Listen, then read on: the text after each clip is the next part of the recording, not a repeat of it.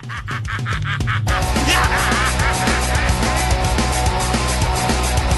run, run as fast as you can. I'm fat, I'm mean, I devised a plan. I'm sick, I'm whack, I'm a maniac. I'm touched, I slapped, I'll bust a cab. So run, run, run as fast as you can. Hey everybody, welcome back to the Chill Spill. I'm Brendan. I'm Caitlin. Welcome to episode 2, everyone. It's been a week, and I don't know why I'm talking like this, but it has been a week. Caitlin, what'd you do this week? I was sick all week. You guys can probably kind of hear in my voice, maybe just a little bit. I know I have kind of an annoying voice anyway, but I have a snuffly nose, and it's just been, I have the flu, so it's been pretty rough, but it's very conducive to watching movies. Yeah, right, because you can't really do anything, so you kind of... Well, I have to work because, you know, bills. That's how life works. But... Right. This week I went to a flea market. I bought some cool stuff. Not a lot of horror stuff. The only horror thing, I got you that Aliens watch. I got he got me the Alien figure watch, the one that's the little figure. It's got the clock in his belly, and you tie the tail around your wrist. I love it. What was that, an 86, 87 release? Yeah, I think something like that. We can post a picture on our social media to show you guys. It's pretty freaking cool. I got some games. I don't know. Not a whole lot of interesting stuff there. It was hot. I got sunburned. Because apparently, I put on sunscreen, but I don't know how sunscreen works, apparently. Because I just didn't do a good job. Speaking of not doing a good job, Caitlin. Oh, no. What movies did we watch this week? And I say movies because this time it's a trilogy. Well, we watched my favorite trilogy, The Gingerdead Man. And everybody thinks I'm joking when I tell them that this is my favorite horror movie and horror movie trilogy. I'm not lying. I'm not trying to be funny. This is my favorite horror movie trilogy. It sounds like a joke. It's not. So the Gingerdead Man trilogy only came out on DVD. It was a DVD-only release. Yeah. And there's no theatrical release, unfortunately. Unfortunately, this was never able to destroy a theater. The box set we have is the Full Moon...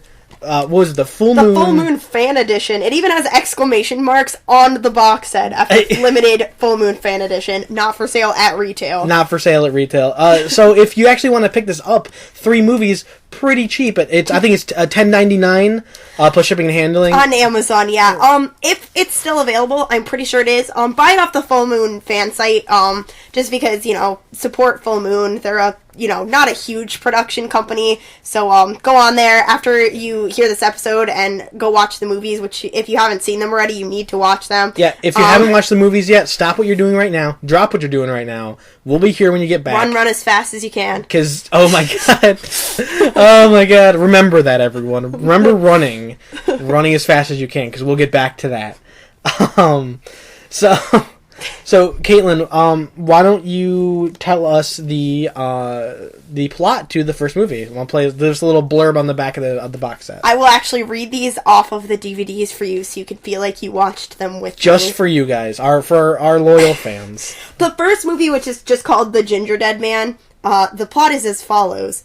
In a quiet, small-town diner, a deranged patron, Millard Fiddlemeyer, yeah, seriously, who's played by Gary Busey, who I love. I just adore Gary Busey. I hope he's listening right now. Oh, yeah, Gary Busey's taken time out of his busy not doing anything since 2005. He made a commercial. He did make one whole commercial. Let me finish. All right, go ahead. In a quiet, small-town diner, a deranged patron, Millard Fiddlemeyer, I swear to God. Millard Fiddlemeyer. Opens fire on the Lee family, killing all but the daughter, Sarah Lee. I'm not joking. During the trial, Sarah's testimony sends Millard to the electric chair, and his ashes are sent to his mother. He's sent to the electric chair and cremated. He didn't explode on the electric chair. Wait. Okay, whatever, keep going. All right. In a vow of revenge, Millard's mother mixes her son's ashes with a secret gingerbread cookie mix. Jesus. Which makes its way into Sarah Lee's bakery. One of the bakery employees, Brick Fields, again, I'm not joking, cuts his arm and accidentally bleeds into the mixture. An old curse spawns a deadly 12-inch walking, talking, killing gingerbread cookie and wreaks havoc. Wreaks havoc. right? No. Is it Rex? And Rex had Oh like my God. anything standing in his way. Let me see that. There's no... Oh my god, it did. Okay. So apparently the Gingerdead Man is wrecking havoc. Here's a little info on the movie. It's a November 8th, 2005 release. It's an hour and 15 minutes long. It's a slasher horror. IMDb score of 3.4 out of 10. And a Gross injustice. But Rotten Tomatoes kind of redeems it with a 60%, which is pretty high for this kind of movie on Rotten Tomatoes. Actually really likes this movie. Yeah, this is by Full Moon Studios. They've done a bajillion horror. I think it's over 200. They did the Puppet Master series, Killjoy, a bunch of other stuff. Too much to list here. And it was written by William Butler. It's unrated, and the tagline is "Evil never tasted so good." The cast is Gary Busey as the lead role of Millard Findlemeyer, also the voice of the Gingerdead Man. Robin Sidney plays Sarah Lee. Ryan Locke plays Amos Cadbury, who is another main character. Jonathan Chase plays Brooke Fields, who we already mentioned. And Alexia Ailman plays Lorna Dean, somewhat of an antagonist turned party member, anti-hero-y kind of, sort of something or other. So, Caitlin, how about we begin? How does this movie start?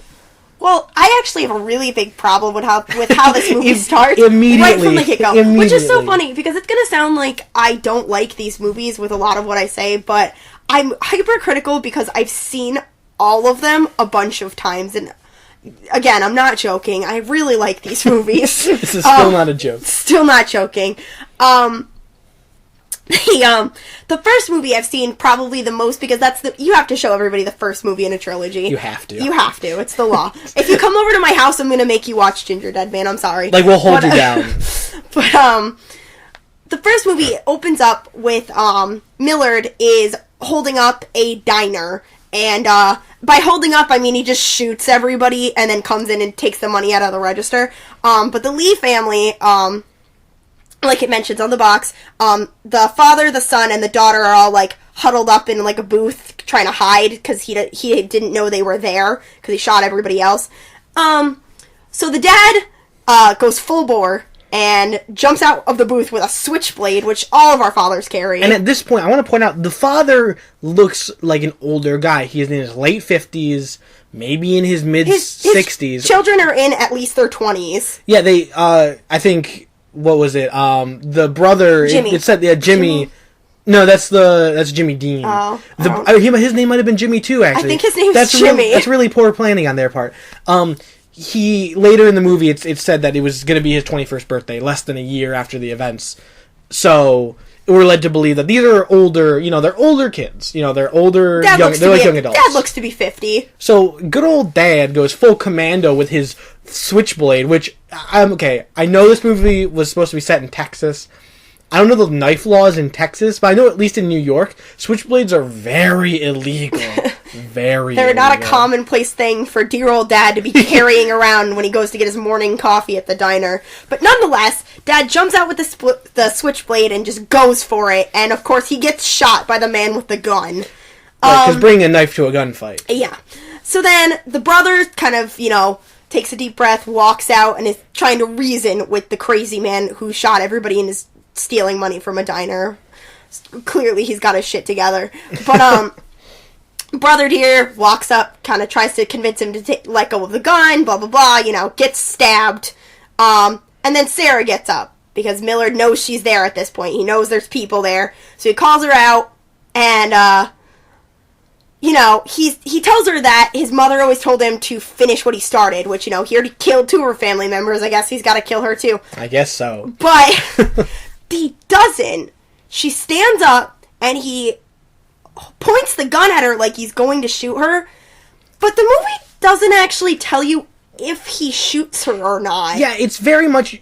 there's a scene where they're talking, they're like, oh, there's a counter between them, and he's pointing the gun at her, and he's like... So you can't see her from, like, the chest down. Yeah, and he points the gun at her, and he shoots, and she drops. But she doesn't drop like she got hit. She drops like she was ducking. And he very much didn't hit her in the face or the chest, so he didn't hit her, even if he shot her, he didn't give her a kill blow, obviously. Right. And throughout the whole movie, you don't see any kind of bullet wound. If anywhere she would have gotten shot, we would have been able to see, and they would have brought it up as a plot point. It very much looks like he shoots the booth behind her, in which case, I don't know why he did that. And then he leaves. And then, he hears sirens, and then he leaves. Like, it's just the first scene. Well, first of all, in this scene, Gary Busey, I mean, this is about 15-ish years, 2005. 10 to 15 years after he's been in a mainstream movie. Right, so it's been a while since he's been super relevant.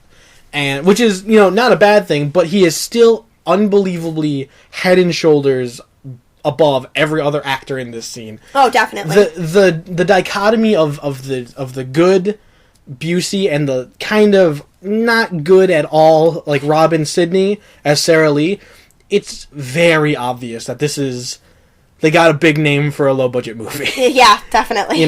Which is not necessarily a bad thing, but it's good for them. It's obvious. Yes. But the main issue I have after this whole diner scene is, as right on the back of the box, Millard gets arrested and tried for murder and executed via the electric chair. Why didn't they open the movie with the court case? Yeah, we were talking about this as we were watching the movie, because, like Caitlin said, we've watched this movie several times together, several times separately, and the way they construct the opening scene, they could have done it in such a way where they show this court case, because the court case is only kind of briefly mentioned, and the court case is his main motive for revenge. He doesn't want revenge on Sarah Lee for being there at the diner. He wants revenge on Sarah Lee because she's the one whose testimony is the final nail in his coffin that gets him executed. Exactly. So we figured the beginning of the movie, instead of just showing this diner heist scene, you would see the scene, the diner scene, but almost in a flashback as Sarah Lee is giving her testimony.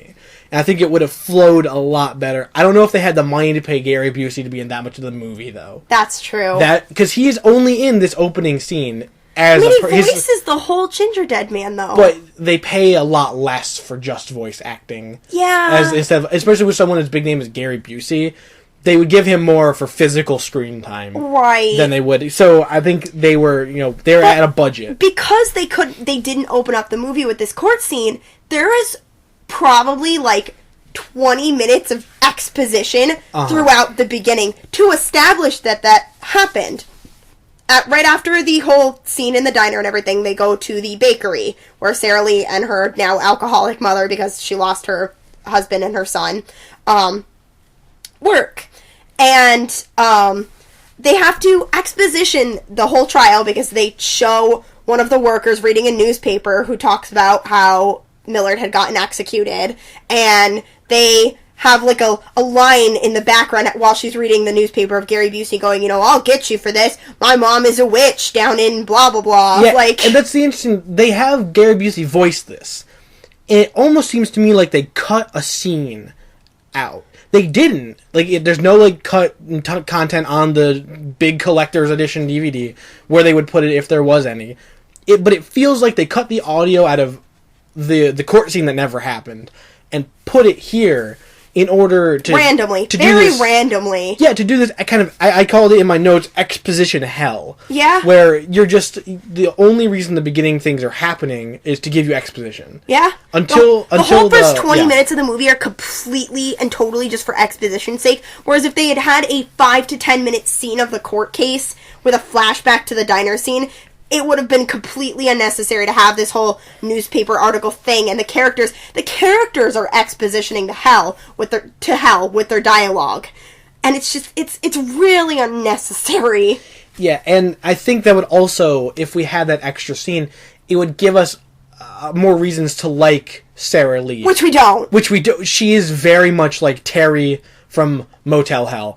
They want us to like her really bad. Definitely. Later in the movie, they mention that she's been going to night school to become a nurse, because in our minds, she cares about people. That's supposed to make us like her, like, oh, she's good because she wants to help people.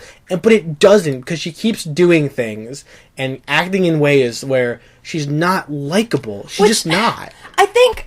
I hate to say it, I think a lot of the likability scenes they filmed, I'm sorry, I really like this movie, but the actress who plays Sarah Lee and she's young, definitely. I can tell she's a young actress. This very well might have been her first movie. I'm almost positive it's her first acting role, but she's a miserable actress. Miserable. She's not a good actress at all. It's not even, she's definitely not good. She's not a good horror actress, especially her fake screams, her fake crying, her fake hysteria are actually hilarious. Yeah, and which would be good if this movie was more of a parody or a joke. This movie very much plays this thing very straight.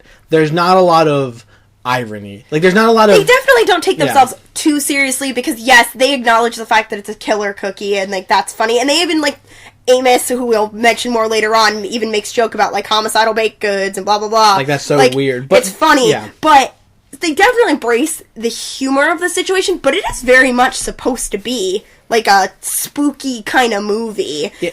And there is a little bit of special stuff on the first DVD, and you kind of get an interview with one of the producers, and he says they were trying to make it.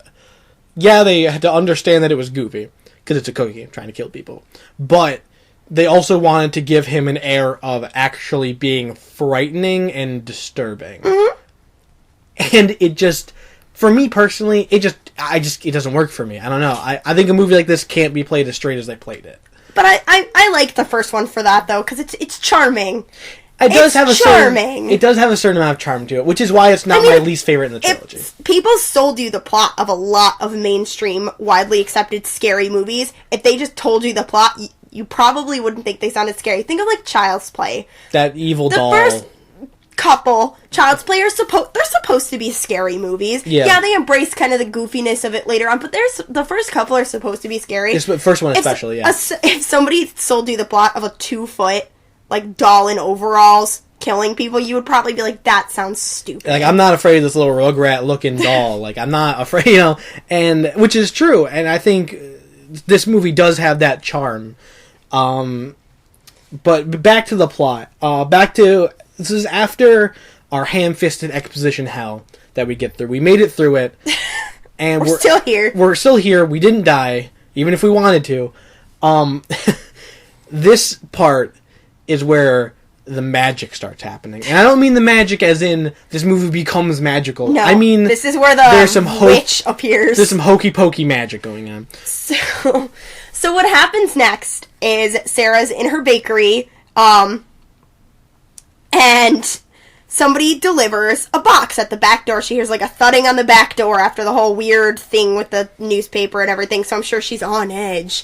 And she hears somebody pounding at the back door, and she tells them to go around front. She doesn't hear anything. She kind of hears a noise as if they put something down. And she opens the back door slowly, and it's a box of gingerbread seasoning. And she looks around the corner and sees a hooded figure walking around the corner, and she's like, I better take this probably not a bomb inside. Not just a hood, though. She's in a full cloak. Long black cloak, huge hood, it looks like a Sith Knight just delivered her gingerbread seasoning. The Emperor is yes, good, let the cookie dough flow through you. And it's ridiculous, and there's no reason, there's no reason that she would have taken this in, right? I need to recover from let the cookie dough flow through you. Well, that's it's, and so she sees this, and after she should be kind of spooked after this whole. She should think it's a bomb. Well, it's a hooded figure brought a box to my back door, and after I told them to go around front, they're like, I'm just gonna fucking leave it here. It's not even they I would think there was razor blades or a tray. There's something hooky in there. And a lot of these movies that we watch are older, but this is a post 9/11 world where everyone is afraid. This movie is 2005. Yeah, really, 2005. So there is paranoia in the air, and especially after the murder and the execution, and my mom's a witch, and he might have been crazy, but you don't just ignore what crazy people say. You take it with No. a grain of salt. Especially in a spooky movie universe, you don't ignore what the crazy people say. Right? So, then we get introduced to Jonathan Chase's character, Brick Fields, which is probably my favorite character in this movie. It's a toss-up between him and Amos, who, once again, will come to him later. Brick Fields mentions that, oh, hey, look, I found the supplies we were missing. Someone made a supply order to the actual door, and she still didn't think it was weird. Yeah, like... That somebody just dropped a box on her back door, like, oh, by the way, I forgot. That's not how that works. And she didn't have to sign for anything. I worked in a bakery. I feel like the need to mention that... Was it a scary bakery? No. Okay. I feel the need to mention that I worked in a bakery just because some of the logistical things, and I'm sure no one who has worked on this movie ever worked in a bakery, but... It's very clear, yeah.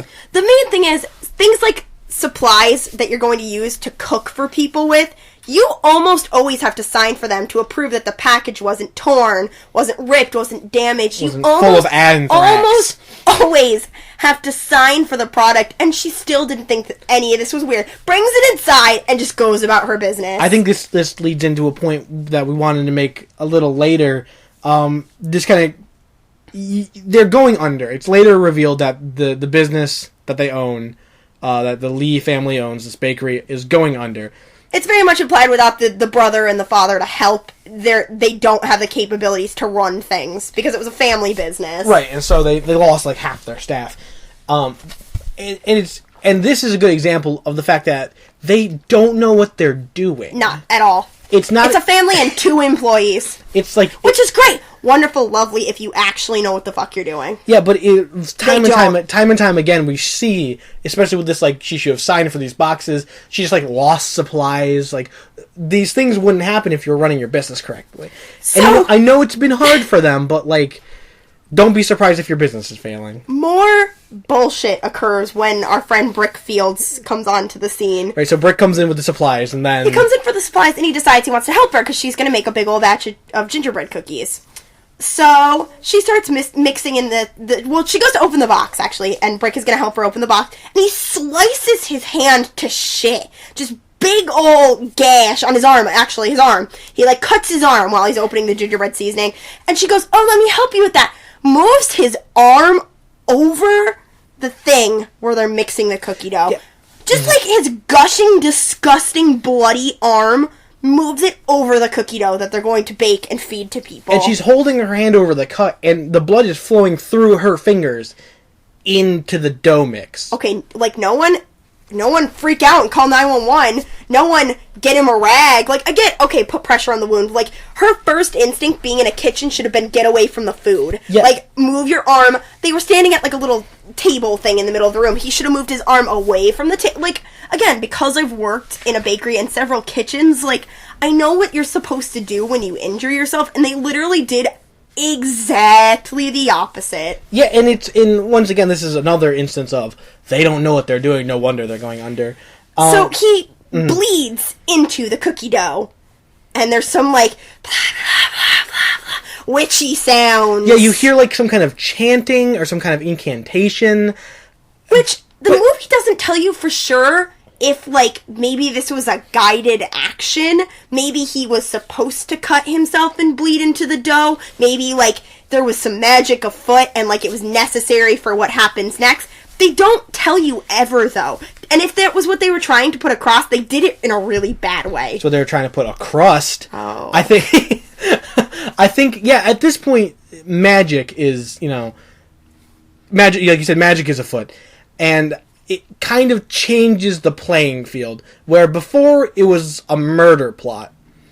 Now it kind of gets muddled into this magic enemy. There's a constant, like, inner battle this movie has. We'll touch upon it a couple times with how much is magically made to happen. I mean, yeah, it's a big talking cookie that was brought to life through, like, voodoo magic or whatever, but we'll touch upon it several times that we don't know how much of his strength is magic. We don't know how much of what he does is he magical? Is his mother, like, watching this happen? They don't tell you ever, and I will tell you, they don't tell you ever in the trilogy how much of what the Gingerdead Man can do is magic, or if the only magic he had was being brought to life. They never touch on it. That's the hard part about when you introduce an unexplained magic system into a movie.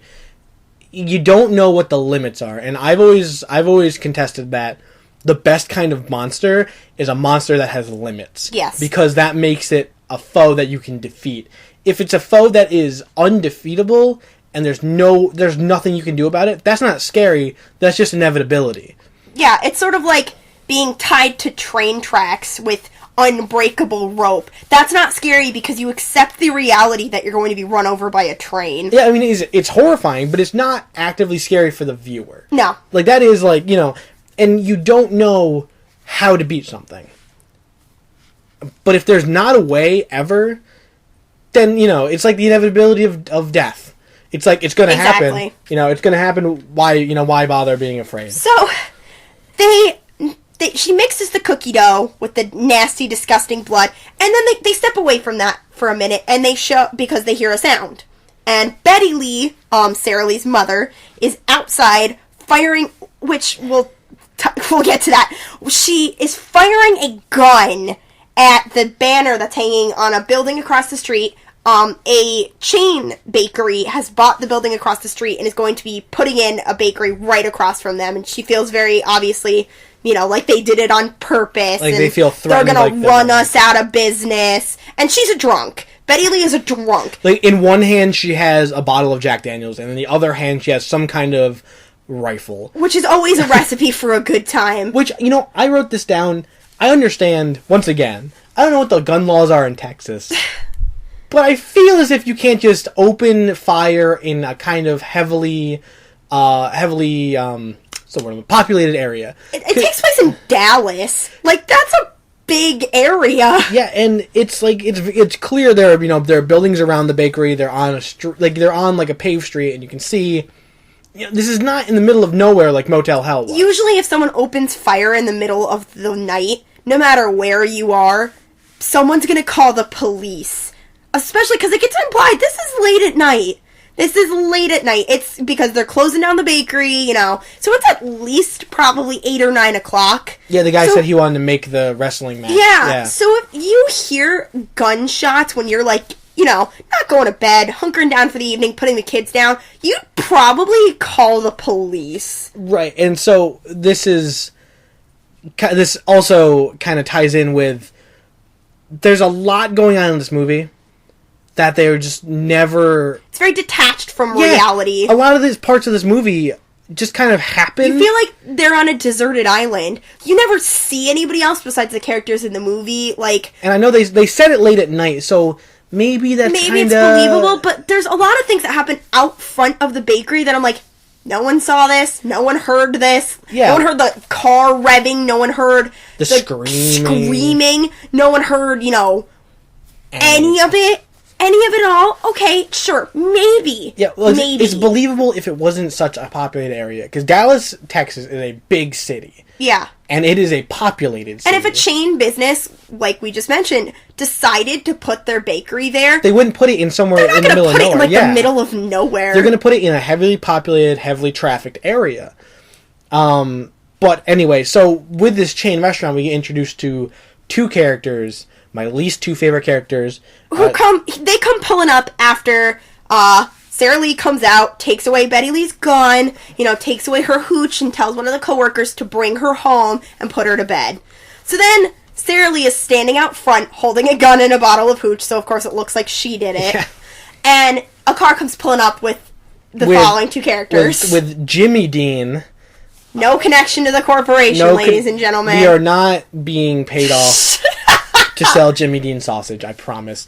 Except I really wanted Jimmy Dean sausage after they said it so many times. I'm like, oh my god, I could really use some like subpar breakfast sausage. I really want like a brownie sausage sandwich after watching this movie. So you have Jimmy Dean and his daughter Lorna Dean. Jimmy Dean and Lorna Dean are the franchise owners, or they're the corporation owners.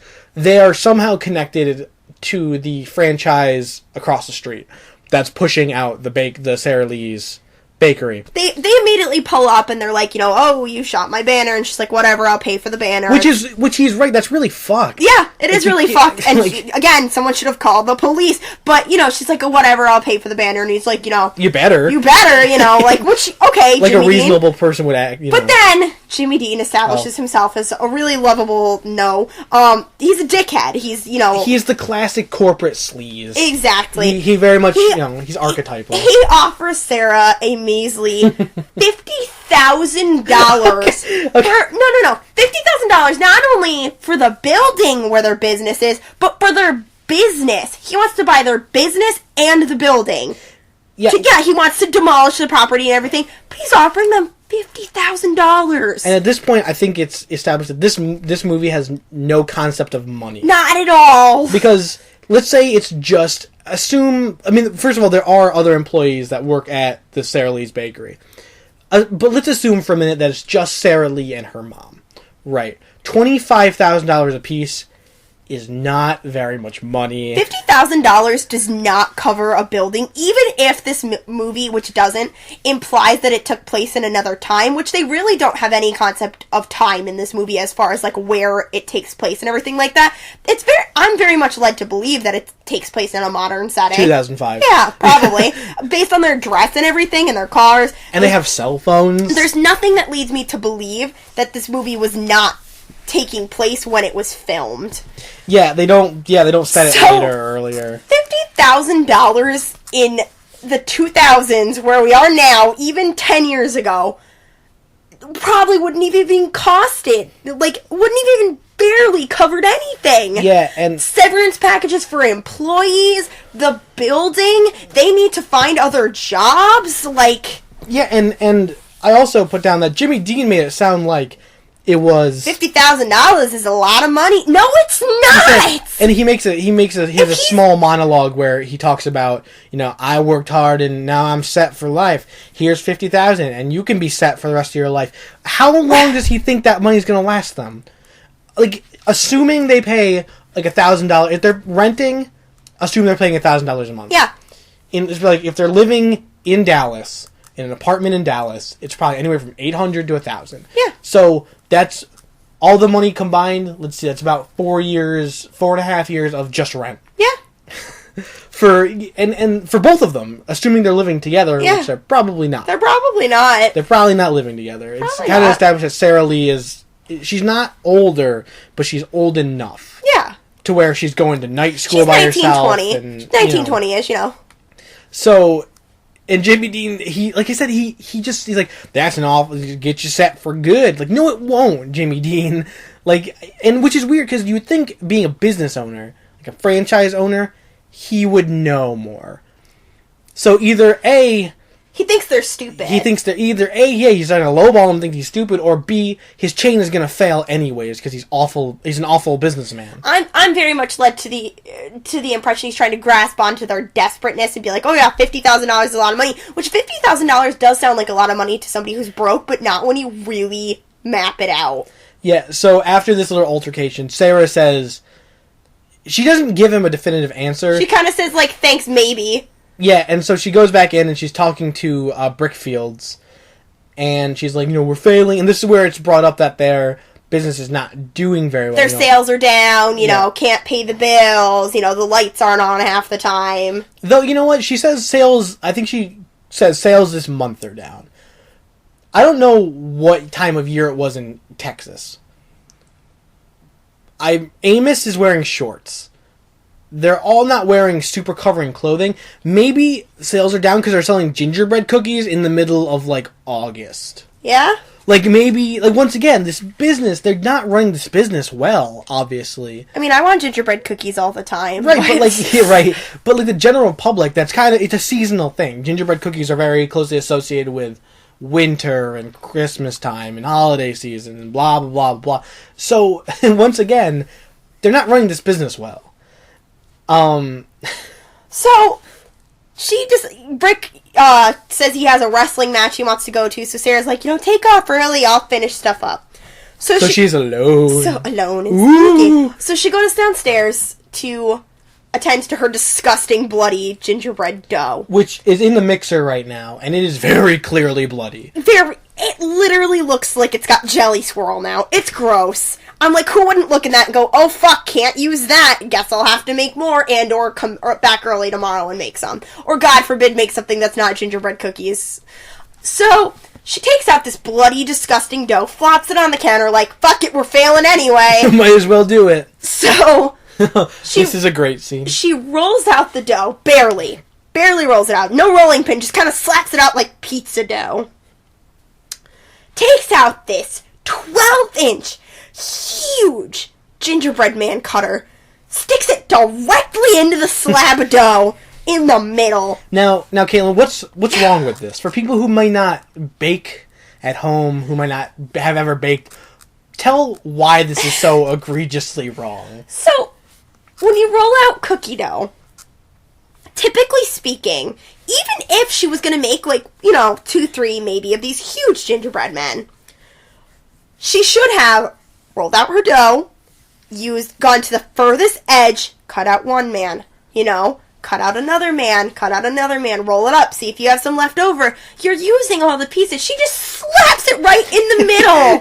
Not even rolled out, so the gingerbread man is going to have, raw dough in the middle of his tummy. So it's like this big, lumpy mass of cookie. And she just cuts one right out of the middle, and she's like, well, fuck it, we'll just throw the rest out. Yeah, she just leaves She the never rest does anything with the rest of the cookie dough. Just puts this one gingerbread man directly in the middle of one cookie sheet, and puts it in the oven with nothing else in there, and just closes the oven. But before she puts it in the oven, she also has another faux pas. Baking faux pas, which she is... puts in his chocolate chip buttons, his gumdrop tie, before she puts him in the oven. Now, what is typical gingerbread? What is standard operating procedure for making it? Anything you're gonna put into a cookie, you typically don't just slap something like gumdrops into raw cookie dough and then throw it in the oven, because they're gonna melt. That gingerbread man was gonna have crazy, disgusting, bleeding eyeballs. He was gonna be terrifying. No wonder nobody comes to this bakery. They've got horrifying looking gingerbread men. So, usually what you would do is, pull it out a couple minutes before they're done, put it in, slap it in for a couple more minutes, or put stuff in when the cookie comes out, but the cookie dough is still kind of tacky. It just, I don't know what the fuck she's doing. Once again, what are they doing? They don't know what they're doing. So, after she puts the gingerbread man in the oven to inevitably come out looking like a horrifying mess if things had gone correctly, she hears a noise upstairs, which she knows she's alone, so she's, of course, spooked. And she goes upstairs. Out front. She's out front. Remember, it's only one floor. Oh, yeah. Yeah. Yes, also, that's the thing. When you see the building from the outside, when you see kind of this glamour shot of the building, it looks huge, but there's only 2 main rooms. I'm under the impression they didn't use the full building, because it very much looks like any bakery usually has a basement. Right. For, storage and supplies. Yeah, usually. Most businesses. Usually. Yeah. So, she goes out front to where the counter is, where she heard the commotion, and Lorna Dean, Jimmy Dean's daughter, who's about the same age as Sarah, is putting a rat into the display case. So... One rat. Here's where we have a huge problem. Lorna Dean is stupid. One rat. Also, it's established that Lorna Dean is kind of a... She's supposed to be she's that... vapid and kind of, materialistic. She got the huge bleach blonde, Dallas hair, and, she's very much supposed to look like a beauty queen bitch. Right, and they point out that she's, Miss Owako... Which she looks like Texas. A horse, she so has I really some horse teeth going on. really don't understand. Yeah. But, so... She comes in, and she sees Lorna putting a rat in the display case.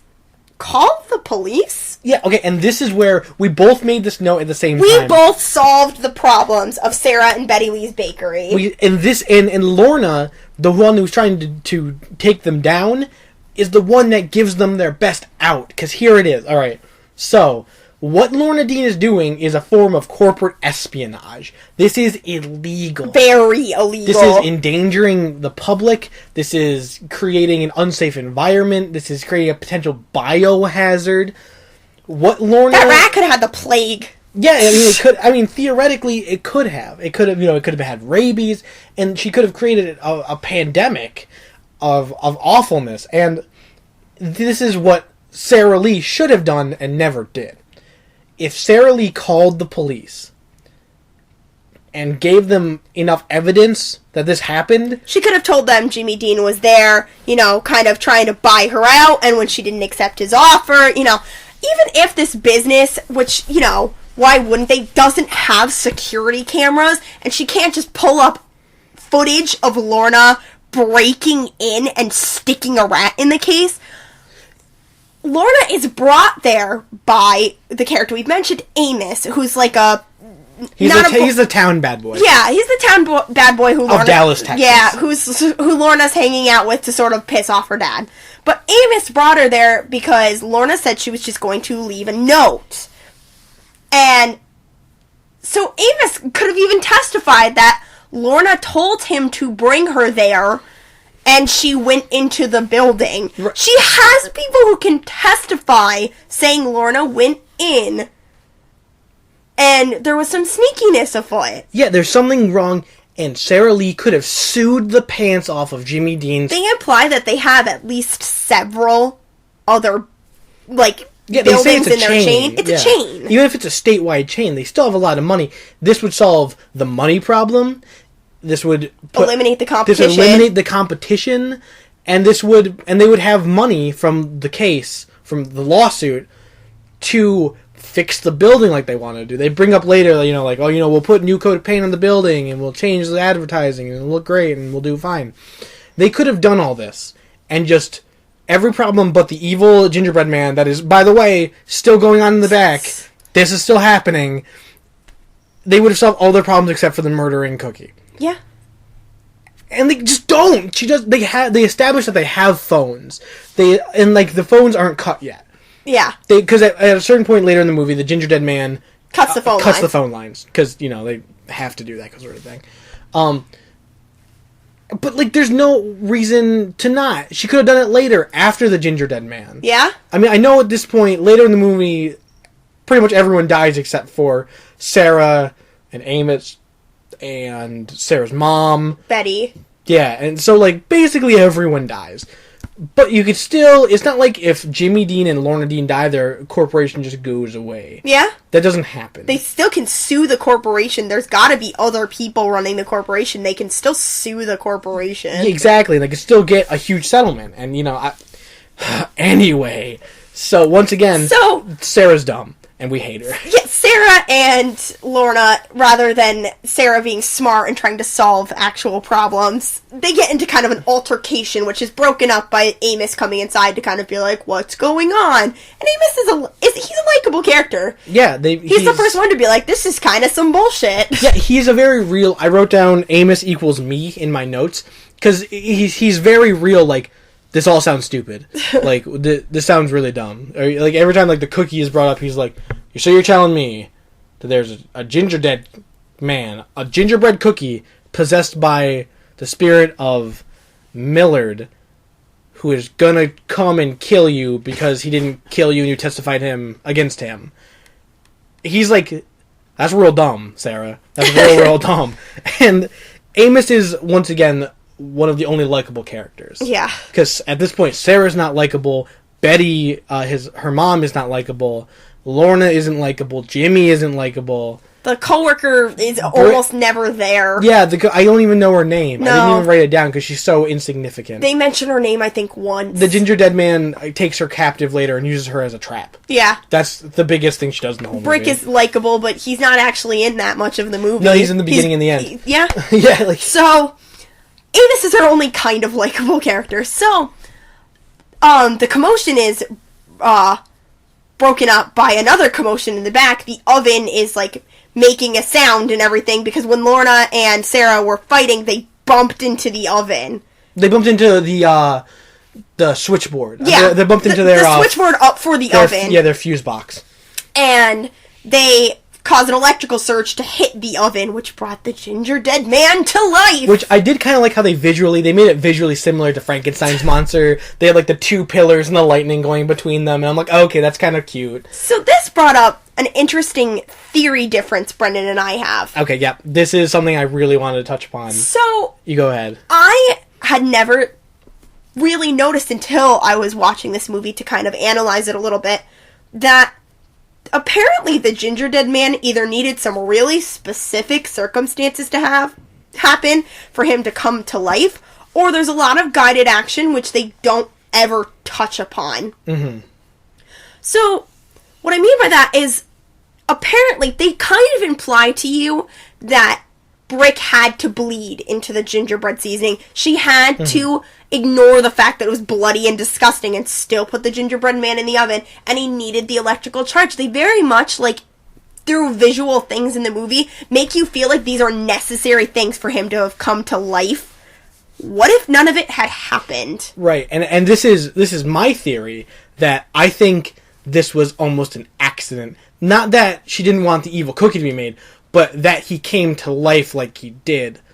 My theory is that the mix, because what made the Gingerdead Man happen in the first place was Millard was cremated, and his mom, the witch, put the ashes in the the gingerbread mix. It's so, they keep saying Gingerdead and correcting people into gingerbread through the whole movie, so I get kind of... so, in the gingerbread mix was Millard's ashes, and I think what was supposed to happen was his ashes were supposed to get put in a cookie, baked, and someone was going to eat him. Because later in the movie, we see that Millard's spirit can be transferred By being consumed. So I think that it was supposed to be a cookie, a nondescript cookie that's supposed to inhabit someone and then go kill as an able-bodied human. And I think the blood and it's really kind of a stretch, but the blood that got in it and the electrical surge that happened when Lorna and Sarah were fighting made the cookie animate prematurely. It made the spirit, jump-started the spirit. And there's nothing in the movie that says this, but it's not well defined enough. There's nothing in the movie that says anything about exactly why a cookie. If that was in fact what was supposed to happen, they never mention his mother or magic or what was actually supposed to happen ever again. Right. In the later movie, the third movie, they kind of touch upon that there are a bunch of homicidal baked goods. Yeah. But in the first movie, we don't know this. Yeah. You don't know that there's kooky magic besides this in this universe, or to what extent magic affects the Gingerdead Man, like I said before, because they never say anything about it. They don't give him a limit. They don't give him he has to be X distance away from the oven or he gets weaker. Yeah. Or, he can only do it, if he's not like a were cookie. Or, they don't give him any kind of definition. And that kind of sucks. That kind of really sucks. But like I said, I think this was an accident. I think that, for me, it makes the movie more interesting. Like, they kind of had to, scramble. But once again, you see the witch mother in the beginning, and that's the last time you see her. That's the last time you see her in the entire trilogy. Regardless of whether it was supposed to happen or not, this is when the Gingerdead Man is animated, and they open the oven because it's all smoky and shit, and he runs out. Right past all three of them. Right past them. He's a foot tall. He is big. He's a foot tall. That is a notice. You notice something like a cat walking by you? A mouse. Yeah. This is a standing on all fours cat, essentially. Yeah. Running by you. You didn't see him. They don't see him, though. He runs past them out of the oven, and they pull out the sheet, and they're like, oh, you overbaked it. And the Gingerdead Man stands on the table and says, I think I turned out just fine. Which is hilarious. And this is where the Gingerdead Man, he has a great personality. He's funny. He's funny. But, once again, they play this movie really straight. And there's not a lot of air of ironic. There's no irony. There's no ironic air. And I think that it was almost wasted. This funny villain was kind of wasted in this movie. But they definitely go more the parody direction with the second and the third one, but we'll talk about that more later when we on. get to it. Yeah, so the cookie comes out, and They run away, right? They run away to the front of the store. Because there's the front of the store with, like, the display cases and all the that. phone. And the phone. So they run to the phone to call the cops. Because initially they thought it was a prank. Amos is like, I think this is a prank. The geek who works for you, Brick. He's like, he's trying to be a realist. He's like, oh, it's some kind of puppet. It's a joke, don't get all overworked. But Lorna and Sarah are like, no, that was a monster. We're calling the police. Yeah, and Lorna's like, no, I know what it was. It was black magic. And it's like, okay, you believe in magic all of a sudden? Like, yeah. So, Sarah tries to call the police. Phone lines are cut. So, Amos pulls out his cell phone and hands it to Lorna. No, it's Lorna's phone. Oh, it's Lorna's phone, and then they go and get Amos's phone. Yeah. But Lorna pulls out her phone, and rather than call the police... Which Sarah and Amos are like, just call the police. He's like, oh, don't worry, I got this. And she calls her dad. Oh, my God. She pulls a classic rich girl move and calls Daddy to fix it. Right, and which is... I wrote down in my notes that this is predictable. And a hyphen. Good or bad. Personally, I think it was predictable in a good way. Where it was like, of course she was going to do that. And I think she's playing that archetype super hard. Like, they wrote that archetype into her of, like, the rich daddy's girl super well. Yeah. But also at the same time, in 2005, that's a pretty played out cliche at this point. And I know cliches are popular for a reason. They become cliches because they work. And I think this movie wanted it to kind of seem like a joke, and once again, was playing too straight and then tried to joke. It's like a really serious friend who will just crack a joke every so often, and it's weird. Yeah. It's like, that's weird. Like, I forgot that you can joke, And so it doesn't fit. So, after she calls her father instead of the police, Amos goes to his car to get his phone to call the police, which it's dead, of course, because everyone's phones are dead. Well, Her phone is dead, your phone is dead. In a lot of horror movies, I think they kind of live in a bubble where, like, technology doesn't exist. Like, or it's broken. Or it's broken. And I think it's funny that it was kind of like their fault. It was like, oh, I forgot to charge my phone. Whoops. I've been there. Like, I feel like I've been like... It's the end of the day, their phones would in all likelihood probably be dead by that point. Because they were on their way home. Yeah. So it was an interesting little touch, like, okay, so this movie at least is aware. And Amos, like a true Texas boy, also gets his gun. He has a little gun case. In his car, pulls it out. He gets his enormous, like, Colt 45 revolver. Little handgun, yeah. Oh, no, it is huge. It's a big... It's like the size of his arm. Yeah. Well, not his arm. That's a little ridiculous. It's like the size of, like, probably like 3/4 of his forearm. Yeah. Which, it's a big 6-shooter revolver. It's a 45. It's a big deal. So, he brings in his gun and his phone, which is useless.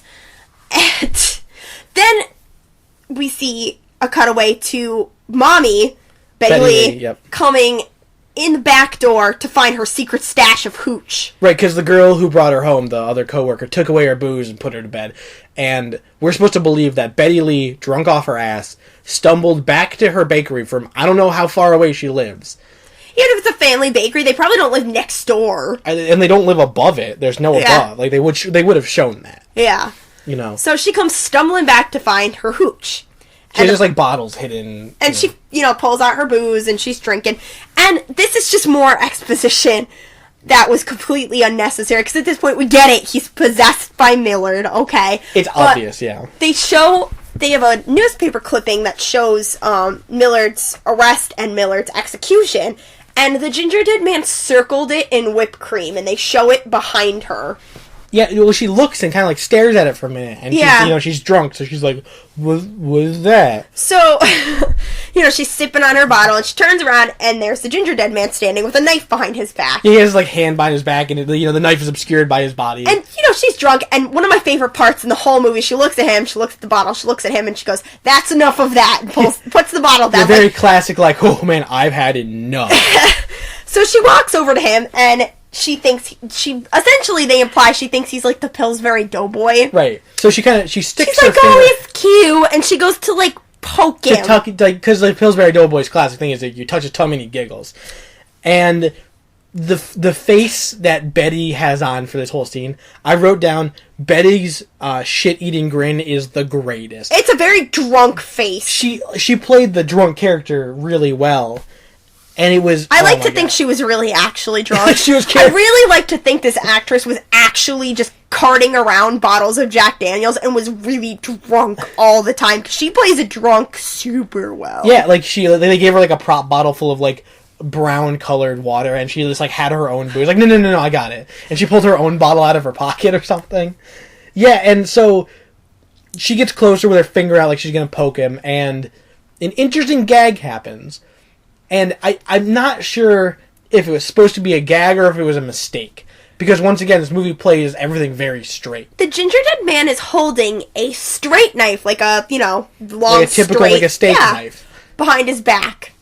But when he chops her finger off and they show the knife, it's a serrated knife, like a bread knife. Yeah, it's like serration on it. And I'm like, I noticed it, and I'm like, I don't know. I couldn't tell if it was like a joke or if they screwed up. He chops her finger off and she holds her hands and falls back into like a laundry basket full of like rags and stuff. When he does it, he quips. He gives this wonderful one-liner. And this movie, if it has anything, it has one-liners. One-liners all over the place. He asks her, he's like, ever have a lady finger?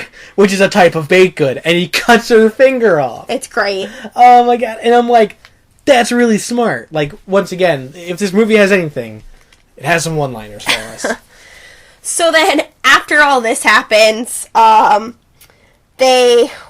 even happens next? Everything.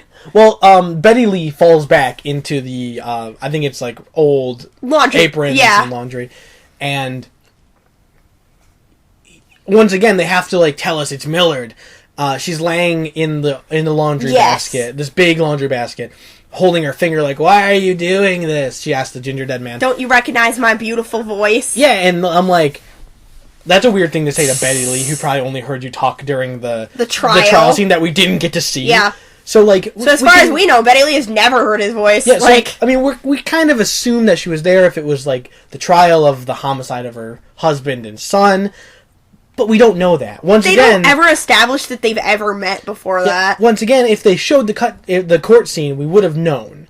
This would have been more relevant. Yeah. And this shows, like, it seems like they had a scene that they cut. Yeah. And didn't put it in, like, a deleted scenes. But there's no deleted scenes feature on the DVD, so we don't know that. There's like a behind the scenes, but there's no deleted scenes. Yeah. So, at this point, the Gingerdead Man cuts the lights. Yep. And... Oh, no, wait. He knocks out the other employee. The other employee who had put Betty Lee to bed, whose name we just can't remember. She came back because she noticed Betty escaped, and the Gingerdead Man knocks her unconscious with a frying pan. Then he cuts the lights. He drags her into the freezer. And reasons unknown, covers her in whipped cream and gives her, like... Little cherry nipples. It's really, like... It's weird. It's weird. It doesn't fit. Like, it's just like, okay, I guess he's doing... Arts and crafts. Yeah, I guess he's doing theatrics now. Okay, whatever. So... They find Betty. They cut the lights out. And they're like, oh, there's a generator in the back. Me and Amos, Sarah Lee says, Amos and I will go in the back. Yeah, because Lorna said, I'm not fucking going. She's like, I'm not going back there. That's where the cookie is. I'm staying and waiting for Daddy. Right, because she got through to her dad and he was on his way. And so, then the stupid scene.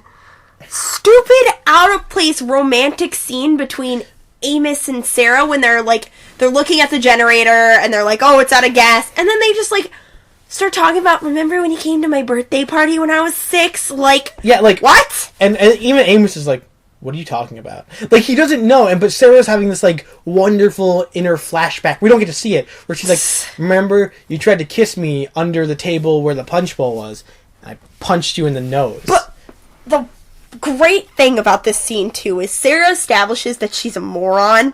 When he goes to open the room with the generator... Oh, right, yeah. She tells him, can you put your gun away? Ever since what happened at the diner, guns make me nervous. Okay, I understand fears. I have a couple of them. For example, I don't like sharks. However, if there was a man chasing me around on a boat with a knife, I would jump into the ocean and take the chance I might see a shark. Yeah, like, and if Amos was protecting you and he was holding a shark, and the shark was his weapon, and the shark was going to get the Gingerdead Man if it could, you kind of have to, like, take a step back for a minute and be like, we're in a situation that's dangerous. Maybe it's okay for me to be a little uncomfortable. Maybe it's okay that Amos is holding this shark. You know, and even though, which I would love to see that movie, like Shark Weapon. I want to see that movie. Someone make that movie and mail it to me. But, yeah, like, she becomes super unlikable. She's like, could you put your gun away? And unrealistic. Why? Like, why? And even then, only her dad got killed by the gun. Yeah. She was using knives the whole movie. Her brother got stabbed to death. Yep. Like, why wasn't she afraid of the knife? So, after this weird, out-of-place romantic scene and Sarah establishing that she's a moron... we get to the death of the father, Jimmy Dean. So Jimmy Dean drives there, and he sees... he drives to the bakery, and he sees Amos's car, and she's like, oh, I get it. He says, I get it. Lorna, you're in trouble because you're that tattooed punk's got you up to no good again. Does he again. have tattoos? I didn't see... Like, I don't remember tattoos on him. I didn't see any. He might have had a tattoo. I don't know. I don't nail polish and cool rings. I don't know. Yeah, but I don't remember any eyebrow tattoos. ring. Yeah, a lip ring. No, just an eyebrow ring. And so Jimmy Dean starts looking around, and the Gingerdead Man drives a car. He has like a rolling pin, and he has it pushing down the pedal. This is actually kind of neat. When you look at it, you're like, this looks like some bullshit. But it's funny. Right. They show him using a rolling pin to push with his little stumpy Gingerdead Man foot. To push down the accelerator in Jimmy Dean's car. And I don't know, it must have been an automatic or something. I don't know. Or it was on the column because he could reach the shifter. And so Gingerdead Man slams into Jimmy Dean with Jimmy Dean's car and crushes him against the wall of the bakery. bakery. Kills him. So that's happening while Amos and Sarah are like in the fucking back. by the generator or whatever. They're in the back being afraid of stupid things and talking about stupid things. So Lorna comes out to find the Gingerdead Man gone, but her dad crushed against the wall by his own car. And she kind of goes over and she's like, Daddy, oh my God. That's my southern voice, by the way. Oh my God, what happened? You know? And she takes his pinky ring. Yeah, she robs him. She's like, oh, Daddy, I'm gonna miss you. And then takes his diamond pinky ring. And she's holding him. And it's funny, because I noticed that scene the first time I saw this movie, and I'm like, wow, that's out of place. But on the additional footage that's on the little behind the scenes. behind the scenes stuff that comes in the box set.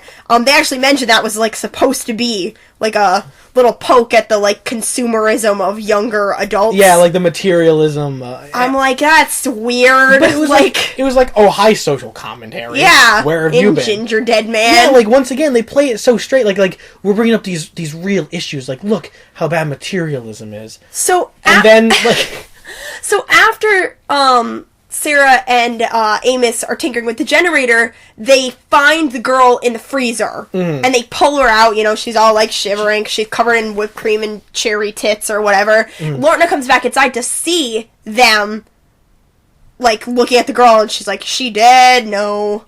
And then, so they're waiting for the other employee, which first I can't believe we don't remember her name. I don't know. She was so unimportant. Diversity, I don't know. Yeah, I don't know.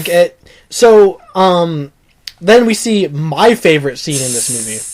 The rat is still in the case, just eating a muffin. He's eating donuts. He's having a good time. This rat is this is the best day of my life, and it's kind of a cute rat. It's not gross looking. It's a pet rat. It's very obviously they got it from a pet store, yeah. And the Gingerdead Man starts yelling at it. He's yelling at this rat. He's like, come on, I'll fuck you up. I'm gonna kill you. Why? And the rat is just looking at him it's very well established that Millard is only here to kill Sarah. Because he's using everybody else to upset her. Yeah, he's using them as traps. He's not there to kill Betty Lee because he would have just stabbed her instead of chopping off her finger. Right, she was close to where he could have just stabbed her in the face. Oh yeah, he could have stabbed her right in the gut, taking her out. Mm-hmm. And then, the other employee, he doesn't kill her. He uses her to set up a visually disturbing thing for Sarah to find. A trap, because he's leading them around. Yeah, on purpose. Exactly. So, after the weird scene with the rat, Lorna... You mean the best scene with the rat? Lorna's like, whatever, fuck this, I'm leaving. So, somehow... through all of his rat screaming and driving expeditions, the Gingerdead Man managed to set a booby trap. Not only a booby trap, he booby trapped all of the entrances and exits. Which, how did Lorna get back in, and later, how did another character come in? But, Caitlin, tell us about this trap that Lorna gets caught in. Okay. Describe it to me exactly as you described it to me right after we watched the movie. So, Lorna goes to walk out a door, and there's a tripwire. She hits the tripwire, a bag of flour falls, and then somehow she gets stabbed in the face. Yeah, like, they cut away halfway, like, in the middle of this trap. They make it seem like it's going to be this big elaborate, like, the flour falls, and then it makes a marble roll down the thing. Yeah, like some Rube Goldberg okay, nonsense. Literally, it's a bag of flour tied to a rope, which makes a tripwire, with the tripwire, and then a knife just goes, like, 6 inches into her face. They show Lorna triggering the trap, and they cut to Amos and Sarah looking over, because Lorna screams, and then it cuts back to Lorna, and there's like a thunk, like a whook, like some kind of like someone getting stabbed, and she turns around and there's this big like combat knife, hunting knife. Yeah, it's like where did this come from? Did the Gingerdead Man also have time to run to the store and get some supplies? And this raises the question again: what can he do? Can he materialize things? Because maybe he got it from Amos's car, but we don't know that. Yeah, we're not showing. They never show him getting this knife, which is not.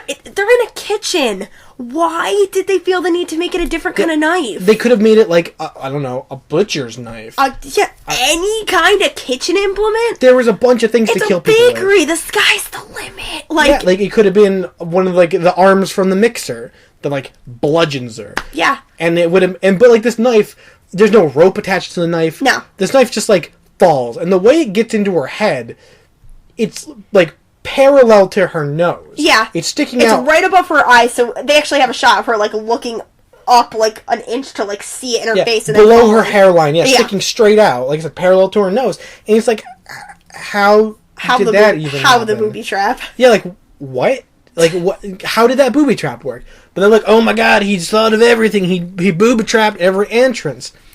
And so then there's kind of this showdown with Amos, the cookie, and Sarah. Yeah. And Gingerdead Man, he's like going all over the room, and they're trying to catch him. And Amos is shooting his gun. And at this point, I love when movies do this. I'm not a big gun person, honestly. I fired guns in my life. I've gone to shooting ranges. I have friends that are into guns.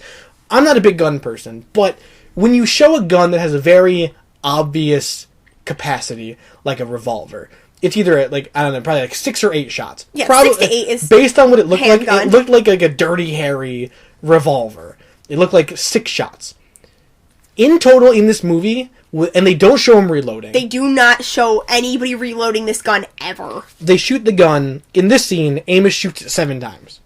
Okay, so even assuming this very much, you would assume it's a 6-shot gun.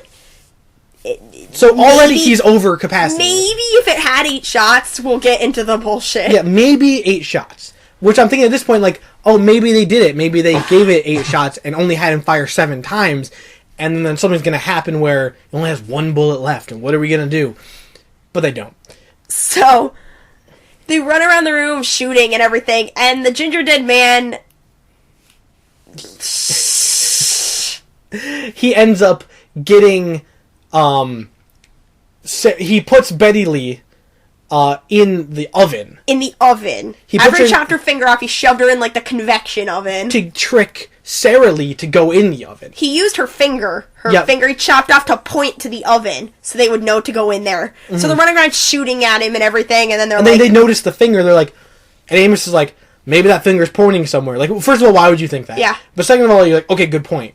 So they look in the oven, and and Betty Lee is laying on the ground, and she, obviously she's cooking alive or baking alive, because the oven's on, the oven's going. So Sarah freaks out, mom, pounding on the oven and everything, and she opens it, and Amos helps her drag her mom out. Mm-hmm. But Sarah doesn't get out of the oven. Somehow, the Gingerdead Man, he knocks out Amos with a mallet. Yeah. Which, is that a thing in bakeries? So they have wooden mallets? Maybe. It looked like a cartoon, like, Acme brand Bugs Bunny mallet. So he gets him with the mallet, knocks him out, and closes the door on Sarah. and traps her in the now you in know the how it oven. feels to fry. No, Yeah, I don't. Like, well, first, like, is he saying that because of the electric chair thing? Because in a convection oven and an electric chair don't really work the same way. I don't know if he understands how ovens work, or he doesn't understand how electric chairs work.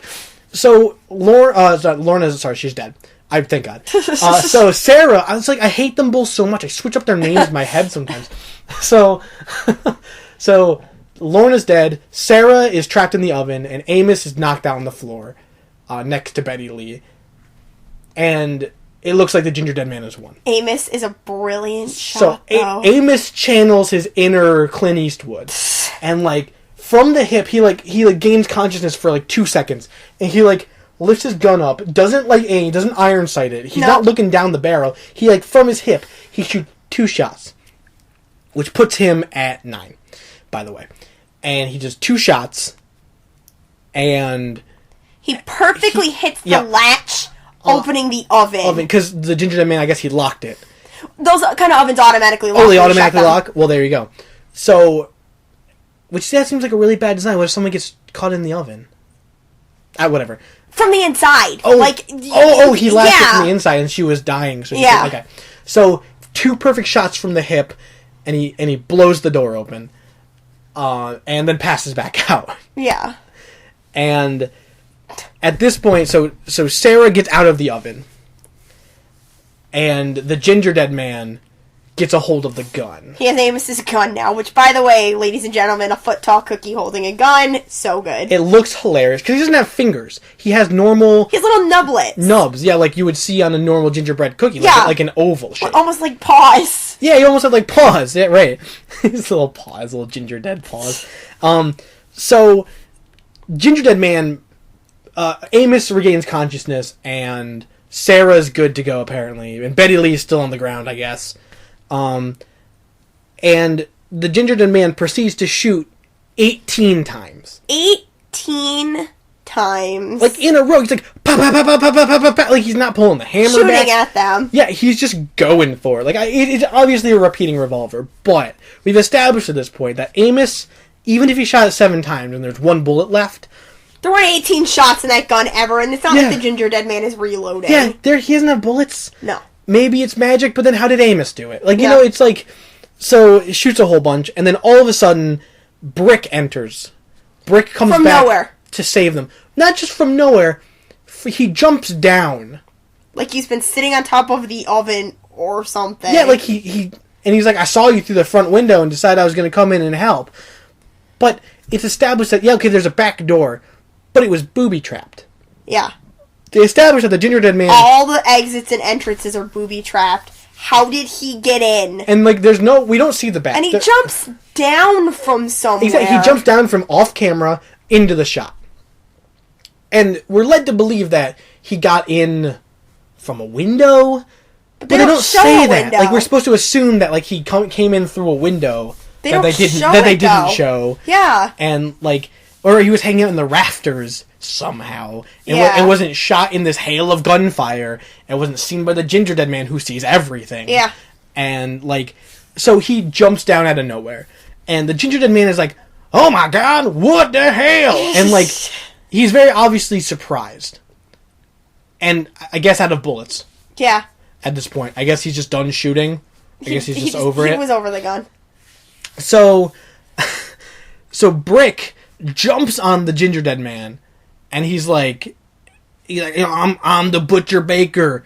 He has this like wrestling persona that they touch upon briefly, just so they can bring it back now as a plot point. It was like an amateur night, and he was going to be able to wrestle some caricature of something racist, I'm sure. And so he's like, I'm the Butcher Baker, and you're toast. And I'm like, I love this guy. That's like so goofy and like. There's a struggle between the Gingerdead Man and Brick, and this is the next thing I have a really big issue with. So Brick gets on top of the Gingerdead Man and has him like pinned down. The Gingerdead Man says, "Eat me. Eat me." Like, now, at this point, you've got me now, eat me. Right, like he's goading him into eating him. Why would you eat the evil cookie that is telling you to eat him? I think maybe what they were thinking, like, they already heard that he's kind of obscene. I don't know how many times the Gingerdead Man drops the F word, but it's a lot. It's a lot of times. This movie is unrated, so it was straight to DVD. Yeah. So I mean, there's some vile shit there's in some gore. of these movies. Yeah, especially the second one. But he kind of just like eat me. I think he was kind of like, like F off, eat me. Yeah. But at the same time, like you said, why are you listening to the cookie? Why are you obeying him? Like, if you think the cookie's evil, why would you want to eat it? Why? It's sort of like the Boo Scary Ghost in the haunted house is not going to be like, the only way to defeat me is this, and tell you. Yeah. The Gingerdead Man is not going to tell you to eat him because he thinks it's going to kill him. Yeah. So, regardless, Brick eats the Gingerdead Man's head. Yeah, and then he, once again, he ends up eating the whole, no, he doesn't, just the head. He eats, like, his whole head. Yeah, and then he ends up, like, he, sits up, and his mouth is covered in blood, and he, burps, and once again, brilliant one-liner, he's like, got milk? And I'm like, but then it cuts to him drinking, a whole gallon of milk. So, there's this kind of, you feel like it's victory, they've won. They kind of do this, yeah. Betty Lee has regained consciousness, Amos has her out front, with, a blanket, and, they're like, we're gonna call the police, blah, blah, blah. And... yeah, the music swells, it's very victorious. So, Sarah had come out with them when they brought Betty out, she's like, oh, well, Brick is still inside. I'll go get him. Which at this point I get, because, I get why she went alone, because at this point they think it's all, They think they've won. Yeah, they're like, okay, we did it. So everything's safe now, I guess. But, oh dear listeners, everything is not safe. Because it turns out that the way the Gingerdead Man transfers his soul... like we said earlier, it's when somebody eats him. It's when he gets eaten. He can transfer and possess your body if you eat him. So they show Brick's face briefly, and he's all his eyes are all sunken in, and the dark circles, and he's very obviously possessed, and he's like, he has kind of almost like a gingerbread colored face. Yeah, it's like an orange. It's a neat makeup. It's a very, very neat makeup. It does look cool. It's unfortunate once again that the guy who played Brickfield is Jonathan Chase. He's a good actor. Yeah, he is. He seems like, and also in the behind the scenes, seems like a fun guy. Yeah. I would go get a beer with Mr. Jonathan Chase. Jonathan Chase, if you're listening, call me up. Hit me up. We have social media. Come get a pint with me. But at the same time, so Sarah's coming back to get Brick, and Brick is kind of obscured in the shadows. And she's like, which is one of my favorite things in movies. When they're in the shadows and they step forward, and it's like, I'm evil. That wasn't totally, gonna happen. And I just love that, little, kind of classic touch, So Brick grabs her, and of course she starts screaming and everything, because he reveals to her, Brick is gone, it's only Millard now. Mm-hmm. And he licks her face, and it's really weird, And so Amos hears Sarah scream. So Amos runs in the back with his gun, and kind of pushes Brick off of Sarah, and he's like, take this, and Amos shoots him 3 more times. So this brings our bullet count up to 30. So they shot this 6-shot revolver 30 times. So it should have been reloaded 5 times. Yeah. But they don't, whatever. So it ends up that Brick, possessed by Millard, is not affected by these bullets. Yes, his physical form cannot be affected by weaponry, apparently. And which, once again, they don't bring this up until now. Which just makes the next scene weird, because after Amos shoots him, he's sort of like, you can't defeat me. He's like, look, it's like magic. Yeah. And it's like, thanks, we get it, magic, uh-huh. So, Sarah says, I was afraid of you in the diner, but I'm not afraid of you now. And her coworker just rush him, push him into the oven, close it, and turn it on. Mm-hmm. And this kills the Gingerdead Man. He's screaming and freaking out, and he dissipates. Yeah. Brick's body is gone. Brick is gone for all intents and purposes. Brickfields is dead. They just killed their friend. They just destroyed his body. They even say, Sarah's crying and everything. She's like, oh, Brick, and Amos is like, he wasn't in there anymore. So right. So, but so the oven killed him. But why? The gun didn't. And I think this once again ties into my theory of this magic of this magic is some kind of very specific magic that they, once again, if they explain that like extreme heat breaks the spell, or like the soul can only take temperatures up to blah blah blah because then it'll get sucked back to hell because like Satan can see him because it's hot now, like something like, it would have been dumb. They would have to explain it in a dumb way, but it would have made it more fleshed out. Right. But once again, this magic, I hate it when they don't explain magic in movies, because magic is something you have to explain. Like, for example, in the Harry Potter universe, can anyone cast a spell without their wand? Their wand? No, I don't think so, right? I don't or like a wand or a staff or some kind of... They need some kind of channeling object. Yeah. I mean, correct me if I'm wrong, but I'm pretty sure that's how it works. That is definition to the magic. The magic is only as strong as you are, and the magic is only good, only usable if you have a channeling object. That's well described enough to where they can be a little hokey with the magic, but it's like, it has enough concrete rules to where I'm okay if they bend reality around these rules.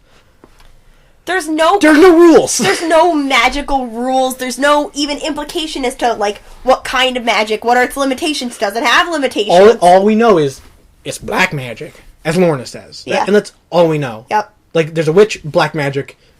The end. Evil cookie. Like, there's a whole lot of steps we're missing here. And I think that's why, and that's the end of the movie. Sort of. There's a scene after the defeat of Brick.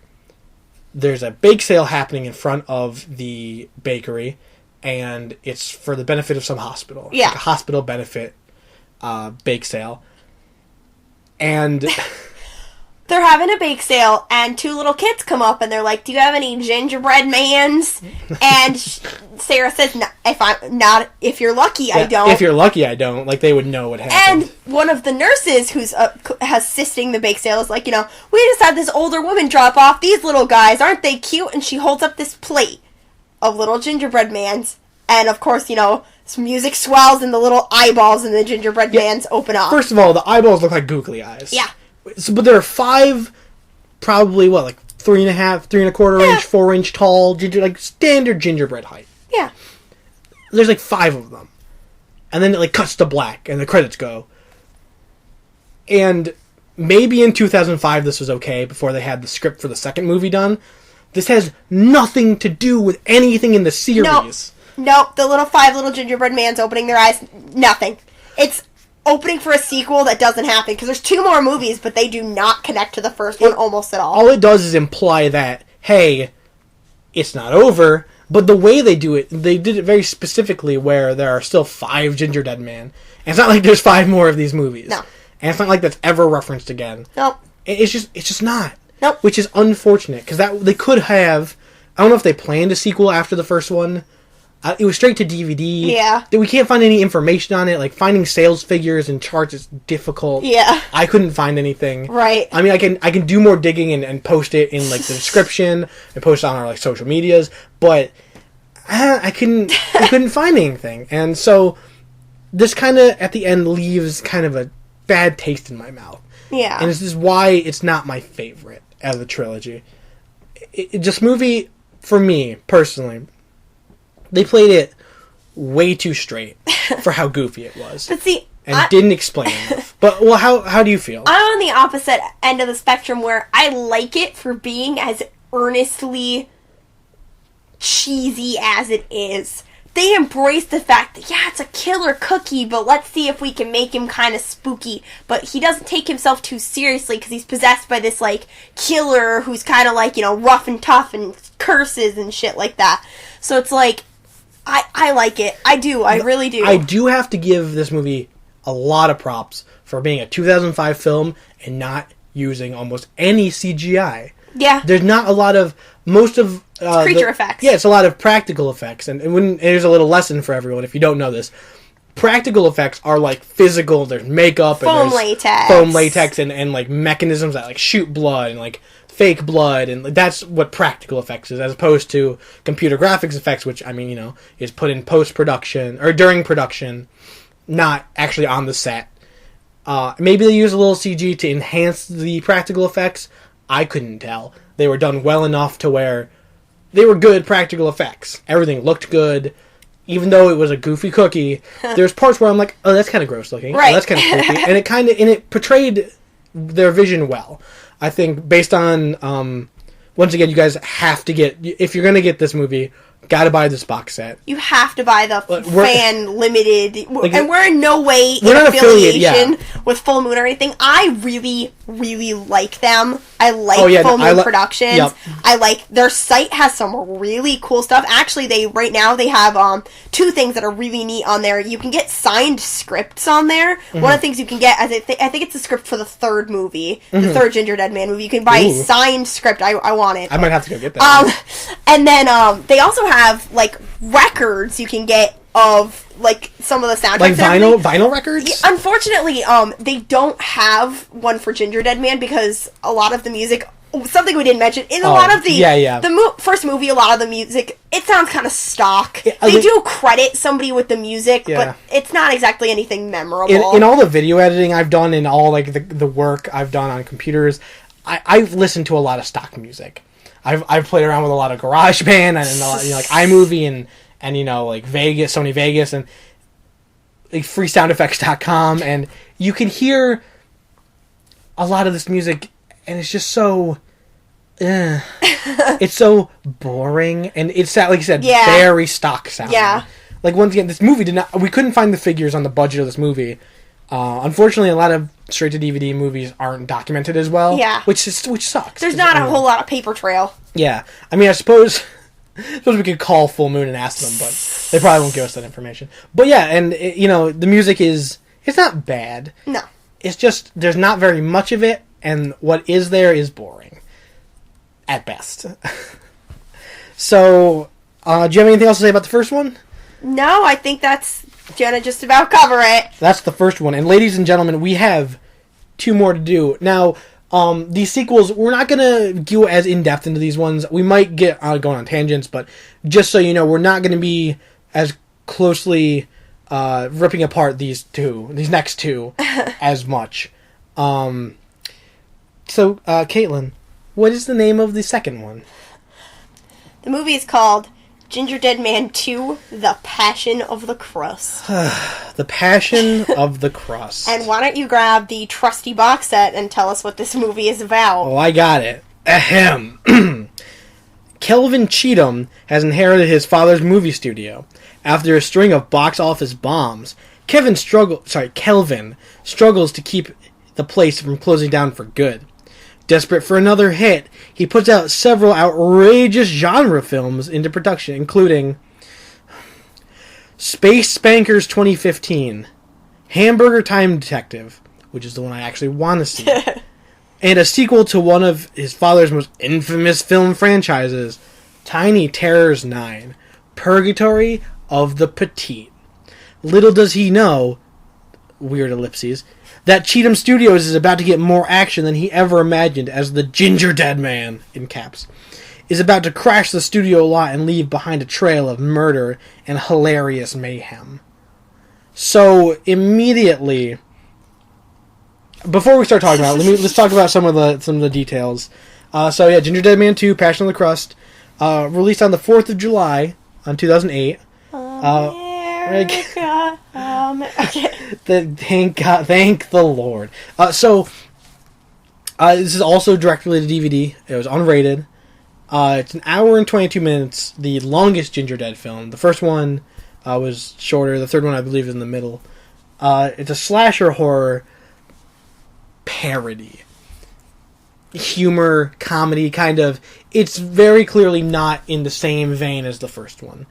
It has the highest IMDb score, 4.4 out of 10. Which is ridiculous. Which is the dumbest thing. Ridiculous. Ever. Ridiculous. Yeah. This is by far, I need to preface anything I say, my least favorite. Yep. Of the trilogy. I actually pretty actively, dislike, but I pretty actively avoid watching this one. If I don't have to watch it, I'll take that opportunity. Yeah. I'll be like, oh, thank you everyone for not. But because we love you guys, we slogged through this. Let's see. The tagline. Okay, it's written by Muffy Boulding and William Butler. the writer of the first movie, and someone else. And I blame Muffy Balding for all these problems. Or Bolding. Muffy Balding, if you're listening, which I know you are. Shame on you. I'm mad. Let's go get a pint of beer and talk about it. So, Full Moon Studios, again. And the tagline, not a very good one. A bad yeast shall rise again. I don't know. They were going for something Jesus-y, I don't know. Yeah, and it was really... I don't think it landed. No. I'm not a big fan of this tagline. The cast. John Vulick is the voice of the Gingerdead Man. Now, the weird thing about this... That is a hard factoid to find. Yeah, it was... First of all, he's not credited on the DVD.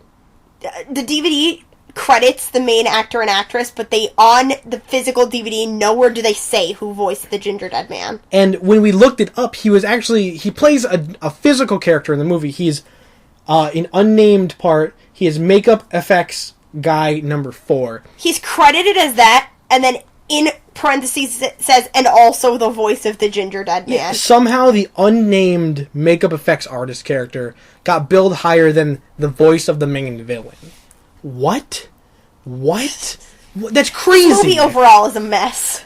And once again, that was difficult to find. We had to read articles. Actively look to find the name of who voiced the Gingerdead. The first one, it's right on the case. This third one, it was a little bit more difficult to find, but not nearly as difficult as this one. No, we had to look. Yeah, and it didn't say on IMDb. This doesn't have a Rotten Tomatoes page. This one is the black sheep of the trilogy. It should be. So Kayvon Moezi plays Kelvin Cheatham. Kelsey Sanders, my favorite actress in this movie, because she's really, really good and totally wasted here, plays Heather Crocker. And then Joseph Porter plays the best character in any movie ever, Tommy Hines. So... Who is essentially me in a lot of aspects. So, with that all out of the way, Caitlin, you love the beginning of this movie. I hate the beginning. You hate the... No, you love the beginning of this movie. The intro I love. Oh, no, not the beginning of the actual movie. No. The intro is adorable. So it's a recap of the first movie, but it's told through, a narrator's voice, giving a little, poem. Almost like Boris Karloff's Grinch. Exactly. Yeah. It's this cute little, storybook page that has, a little open window that's showing footage from the first movie. Weird thing, though. This was weird. They dubbed over all of the voices. And with, that is weird... other voices. Yeah, and that is to say they took out the voices of all the characters. Gary Busey, blah, blah, blah. They took their voices out and dubbed over any of the audio that they played. Which I can't understand this. Initially I was like, maybe it's a legality thing. Maybe they didn't want their likeness in the movie. But they showed them. Their likeness is in the movie. So could they not get rights to their voices? My thought process is maybe they thought it would be a funny joke. Yeah, but it doesn't come across that way. It comes across as random. And I think this is the first example of this movie's biggest flaw, in that most of its jokes fall flat. Yeah. And not just flat and go away, they fall flat and it damages the film. Yeah. So they dubbed over that, and then we get what is to me the most iconic piece of Gingerdead Man anything. They took Joan Jett's bad reputation, don't give a damn about, I don't want to get sued by Viacom, so I'm only going to sing that little part of it. But, Caitlin, what do they do to it? They take the song, and essentially, they take the song and just wrote new lyrics that are vaguely different. Vanilla Ice style. They took the song and just made new lyrics that are only vaguely different. Yeah, it's run, run, run as fast as you can. I'm going to put it as the intro music to this episode. So you'll have heard it at this point. So you'll have heard it, and you'll know. And you'll hear it, and you'll be like, that's a song I know. Yeah, it's the Joan Jett song. And that just makes me... I hate it. And the song is credited as written and sung by... I'm not written by, no. It's like putting new lyrics on an old song is not writing a song. You're not writing a song. That's what you do to, practice songwriting. That's something you do to, I've played music for 10, 11 years now. It's been over a decade. I've written music, and that's what you do when you start. You play covers, and you learn You don't Other make it the people's music. soundtrack to your movie. But yeah, but you don't. This is a sequel. This had money behind it, and you can't tell me that it didn't have somebody else work on the soundtrack as a whole. Because the soundtrack in this movie doesn't sound as stock as the first one.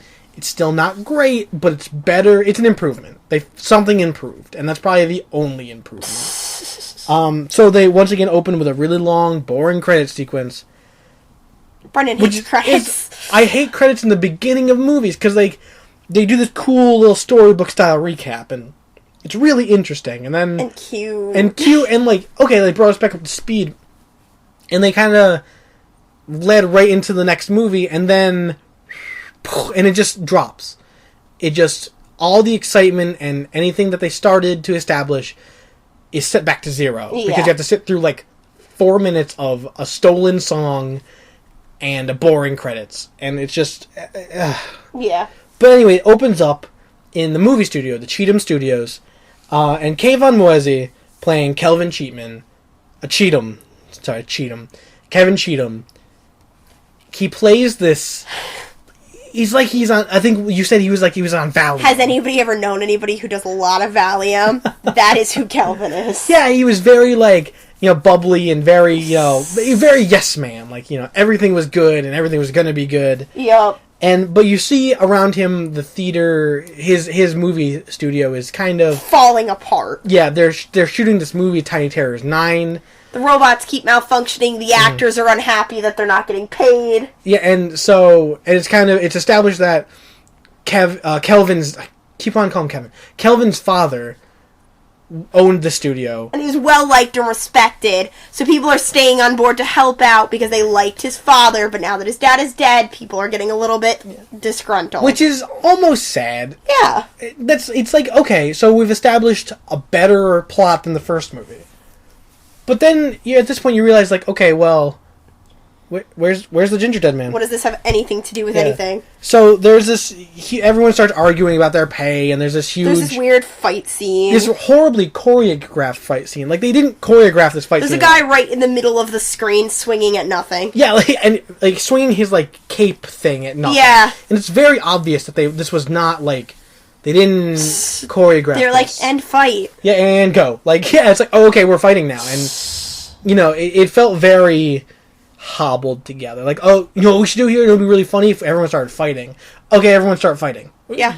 No, not good. So then, enter Polly, who will make you feel uncomfortable in so many different ways. This lady comes sauntering on, and she's very clearly this sort of washed up, sex symbol-y type lady. She's working with craft services. Yeah. She's this, bleach blonde. She's got a short little pink dress, really weird botched boob job. And she comes onto the set with, the sexy music and everything. But clearly all of the guys who she's, looking at are kind of oh, you're, old. So she brings out this, what she calls her big pink box. Because, Because vagina. This movie needed more... really shoehorned things that are just uncomfortable. So before we keep going, I just want to point out really quick, this movie is disgusting. It's, and not even just in a slasher horror exploitive kind of way. I love gore. Yeah, I think if gore's done right, it can be great. I established in the first cast, I love gore and titties, and I feel so bad that 2 movies in a row where those are things that happen, I'm well, but not this time. I don't mean it to sound that way, it's just, there's a lot of things in this movie that are just not necessary. I think this movie's big problem is that it's being offensive. It's offensive for the sake of being offensive. It's not for example, if you look at something like South Park, we talked about this after we watched the movie. When you see something like South Park, it's a caricature, social commentary style cartoon where they're making a point even if they're being over the top and ridiculous. And we'll see in the third Gingerdead Man movie them doing parody correctly. Yeah. However, this is just one example, and it continues. A lot of the humor in this movie is very offensive to the point where I'm a really hard person to offend. And we're both not easy to offend. And still, there's some stuff in this movie where I'm oh, why though? Why that? Yeah, and it seems, once again, very... So just a warning for everyone, there's a lot of offensive for the sake of offensive in this movie. Yes, they do definitely. There's a lot of, social commentaries that they're not even a social commentary. No, they're thinly veiled social commentary. They're trying. It seems like they're trying to make a point, but they're not even really trying. They see that there is a social problem, and then they don't do anything with it. So Polly with her big pink box. Right. They open up the box, and the Gingerdead Man is inside. She mentions that her sister sent up these baked goods from Texas, implying that Polly's sister is the witch. So she would be the Gingerdead Man's aunt. So, which is never touched on. They never say anything about it. He doesn't recognize her. I don't know. So it was a weird, stupid tie-in to get the Gingerdead Man at a movie studio. And let's just... I know it's been 5 whole minutes, everyone, but they had an ending to Gingerdead Man 1 to make a sequel. They didn't use it. And they just dropped it like a rock. Like, they're like, okay, well, that was good or whatever, but let's do something else. Like, they had the opportunity to do some kind of, like, there's more than one Gingerdead Man. It's like Alien and Aliens. Right? There's one alien in the first Alien movie, and then there's multiple in the second. They could have done that. They didn't. So, the Gingerdead Man is back. So, one of the film crew comes over, and of course the Gingerdead Man is like, someone's gonna eat me, I'm gonna possess somebody. They come over and they're like, well, your states are stale. Your sweets are stale because they had to come in the mail. He picks up the Gingerdead Man and smacks him against the table, and he's like, I don't want to eat that, and throws it back in the box. Right, so now the Gingerdead Man, once again, his plot is possession. He needs to get a human body. To kill. To kill with, yeah. And now he needs to find a new avenue to become human. Which is interesting if this movie didn't suck. Mm-hmm. It'd be a really cool concept if it didn't suck. Right. And once again, I know we sound like we're being really negative, but I really love the third movie. Caitlin really loves the first movie, and this one is just kind of mars the trilogy. It does. It does, and this is coming from me, and I love the Gingerdead Man. Yeah, nobody likes Gingerdead Man as much as Caitlin does. I would go to, like, in front of the Supreme Court and be like, listen, it's a subcommittee, I'd tell everyone, go in front of the Senate, and it's just, this movie is, Anyway, so, after the scene with the Gingerdead Man, he's established, and we know he's here in the theater, we enter Tommy and Heather, played by Kelly Saunders and Joseph Porter, and Joseph Porter's character, Tommy is part of kind of a Make-A-Wish Foundation. Called the End of the Rainbow Foundation. How horrible is that? I appreciate it. This is the one time this movie told a joke, and I liked it. I feel like maybe there might be one more. I don't think there is. This is the only joke I like, because it's a dark joke. That is a dark joke. That is kind of messed up. So, you enter Heather and Tommy's dying wish was to see the Cheatham Studios, because he loves, like, the corny horror movies. He even references, one of the ones he lists is Maniac Dry Cleaner, which I want to see. Yeah, he's like, you were behind such classics as, and he, like, lists a whole bunch of ridiculous-sounding movies, and at this point I kind of had to look back and, like, well, we're watching the Gingerdead Man. How ridiculous are these? So, honestly. Then we see, some shoehorned love plot is going to occur between Heather and Kelvin. Yeah, they kind of, like, do, like, they move their hair out of their eyes and, like, they stare at you. Love or whatever, and like, and it's music. Really, it's I'm not a big fan of these shoehorned love plots. It's a pretty common trope in this kind of movie. And it felt like they were doing it like a joke, but once again, this movie, I was telling Caitlin, this movie is like a young kid who doesn't know when to stop a joke. Yep. Like, who doesn't know when to stop. I remember being younger, and my parents telling me, like, Brendan, you're funny, but learn to stop, and you'll be funnier. Yeah. Like, you can't, and this movie doesn't know when to stop. So, then we cut back to the Gingerdead Man, who has made his first, has made a discovery of this spell book in a prop room, which is an actual satanic spell book, we're supposed to believe. Yeah. And he finds this thing about soul transference, and he finds this, like, if he kills 5 people and puts them on the points of the pentagram on this set piece they have, and then gives up the heart of a virgin, he can have... Blood of a virgin. I thought it was heart of a virgin. Blood of a virgin, whatever. Blood of an unsuspecting virgin. Yes. Because that matters. So, okay. So, blood of the virgin, he can have a body, essentially. So, they show him in the prop closet after reading this book with, like, the props guy he killed in. He, like, chopped his head off. He's got, like, 1,000 million knives in him. I'm like, okay, this is overkill. But, whatever. He made his first kill.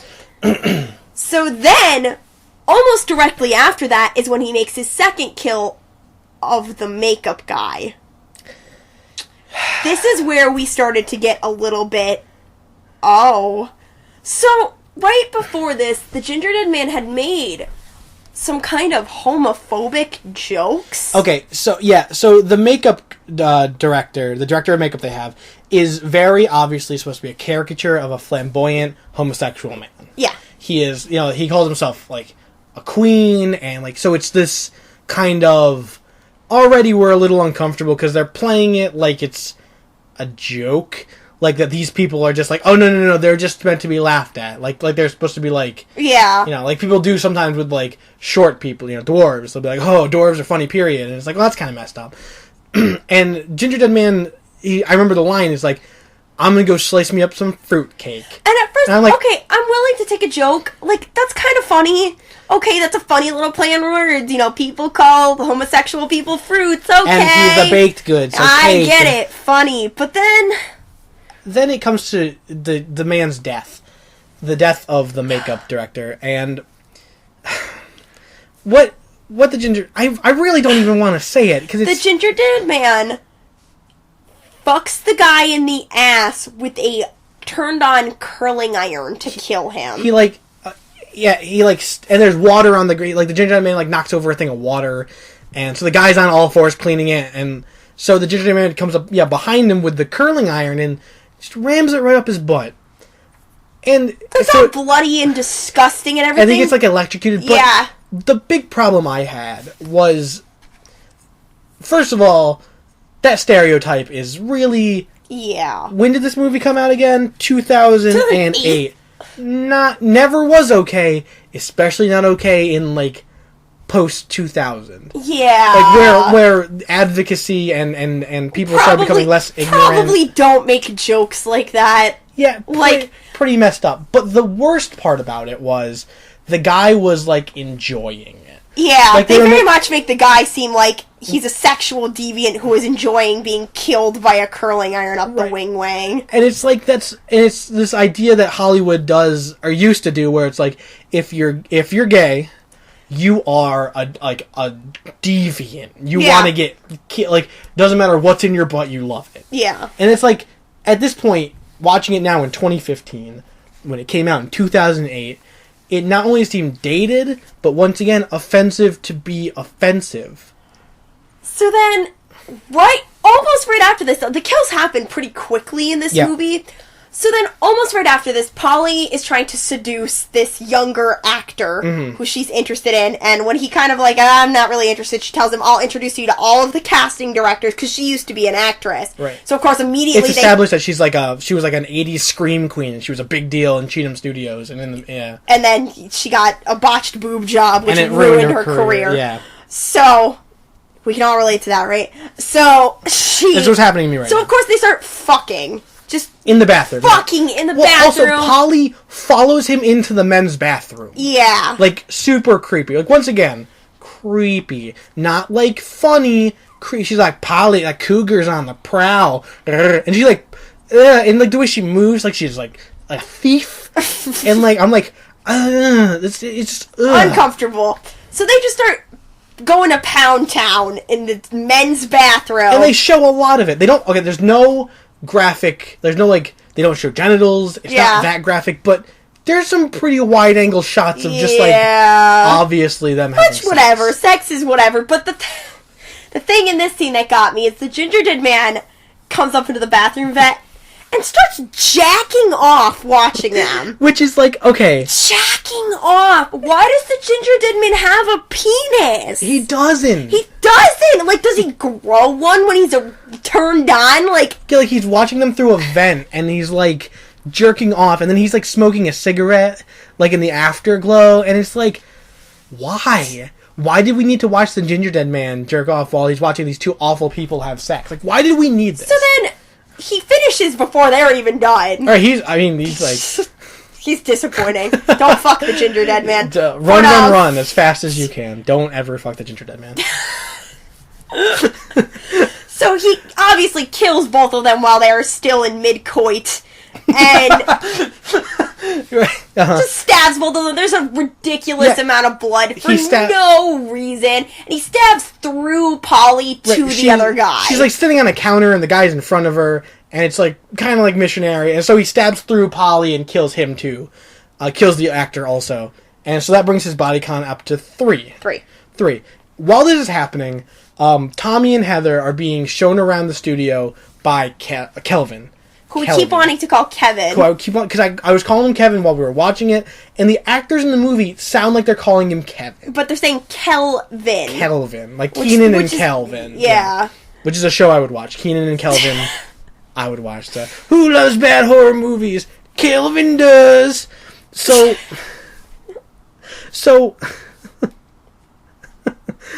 they're being brought around the studio to all the different sets of the movies that are going on. So simultaneously to this Polly and actor fucking in the bathroom, they show Kelvin and Heather's sort of like blooming romance. They're like, wow, what you do here is kind of really cool. You have a fan here, maybe too. It's just... Yeah, and so the best scene in this movie, the only redeeming scene in this movie, they're like being all like mushy and stuff, and Tommy's like falling asleep. He's in a wheelchair, by the way. He's like falling asleep in his chair and like dozing off, and like he finally dozes off, and then it cuts back to the Gingerdead Man killing, and it cuts back to them, and they're like full blown like making out on this slab. And he's sitting in his little chair reading Fangoria, like, oh my copy of God. That's how I felt the whole movie. Like I was like reading something, and I feel like I looked up and saw something atrocious, and then just like kept doing what I was doing.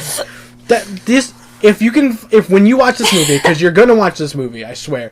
When you watch this movie, look at that scene. That's what we looked like while we were watching this movie. Like, oh my God, is this over yet? Can we leave? Can we get to something better? So, after that, the Gingerdead Man went to where the Tiny Terrors, the props for the movie that Kelvin was making are, which is where Kelvin and Heather and Tommy were on their way to. So the Gingerdead Man sees one of the gross, disgusting Tiny Terror puppets and decides... I think she was Hemorrhoid. Hemorrhoid is the name of this puppet. And he decides he wants to fuck this puppet. Right, so the guy's under the table, like he's under a car. He's got his arm up in the puppet, like working on the inner animatronics, the guy who like works with the puppets.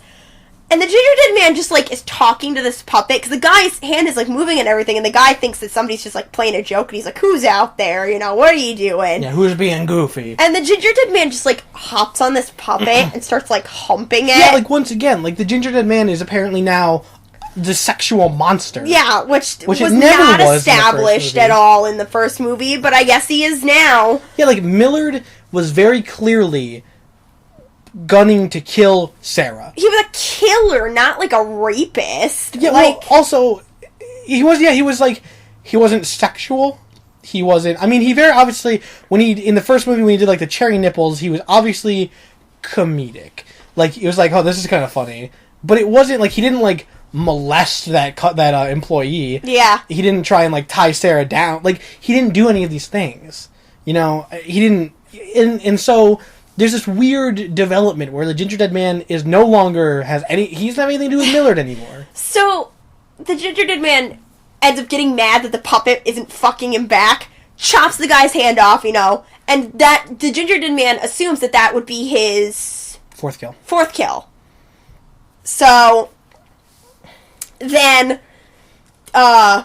Kelvin, Heather, and Tommy walk into the studio and they see the Gingerdead Man. This is the first actual, like, interaction between the main characters and the Gingerdead Man. They see him, of course. Mm-hmm. They're like, oh my God, scary, horrifying. And they turn around, Kelvin and Heather, and Tommy is not in his wheelchair anymore. Yeah, Tommy's gone.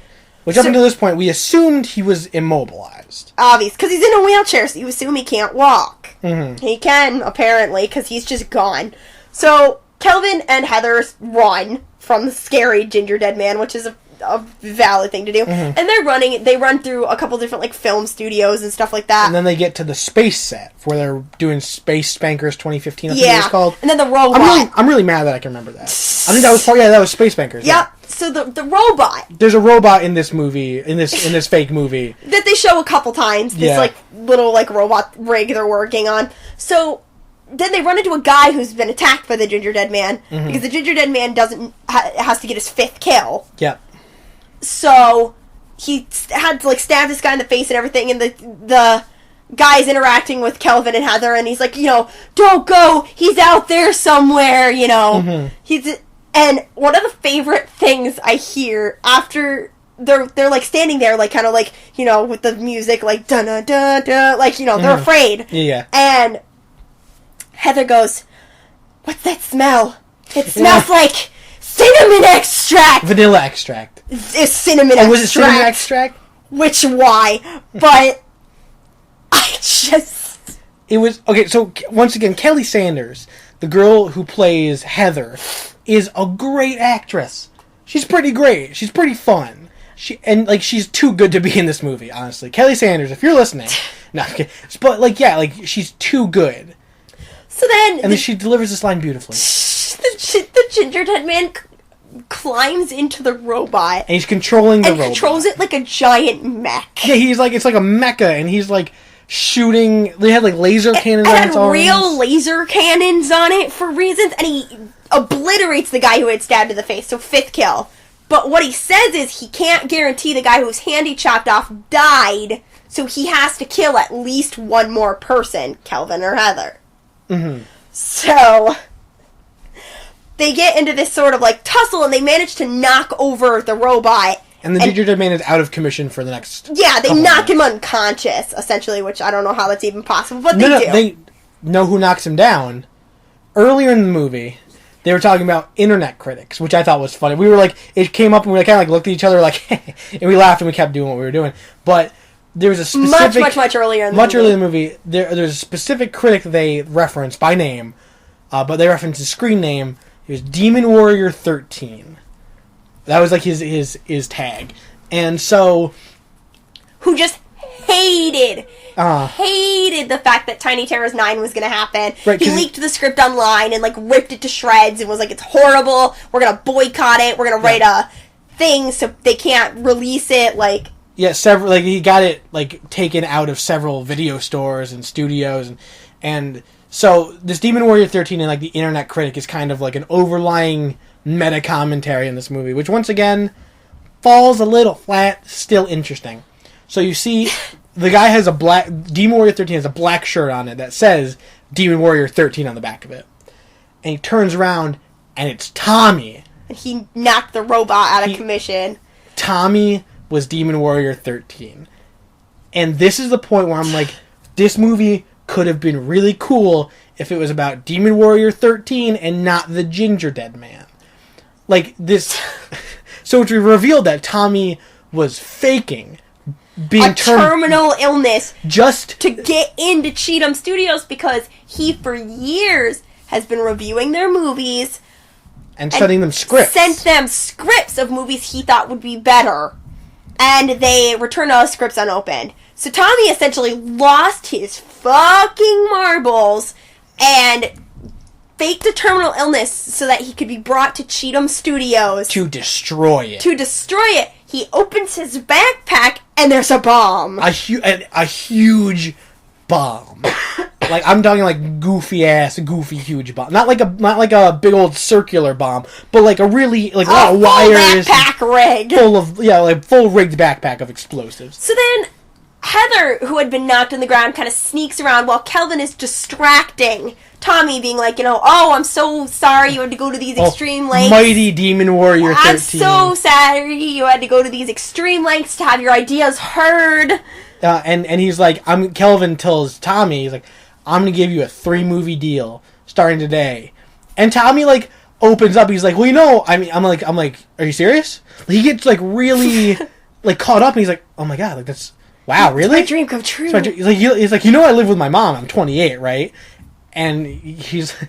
So Heather sneaks up behind Tommy to incapacitate him with a piece of wood, which ends up being a breakaway piece of wood. Brilliant. Yeah, it was like foam. She had like a thing in her hand. It looked like a sturdy piece of metal. She was going to knock him out from behind.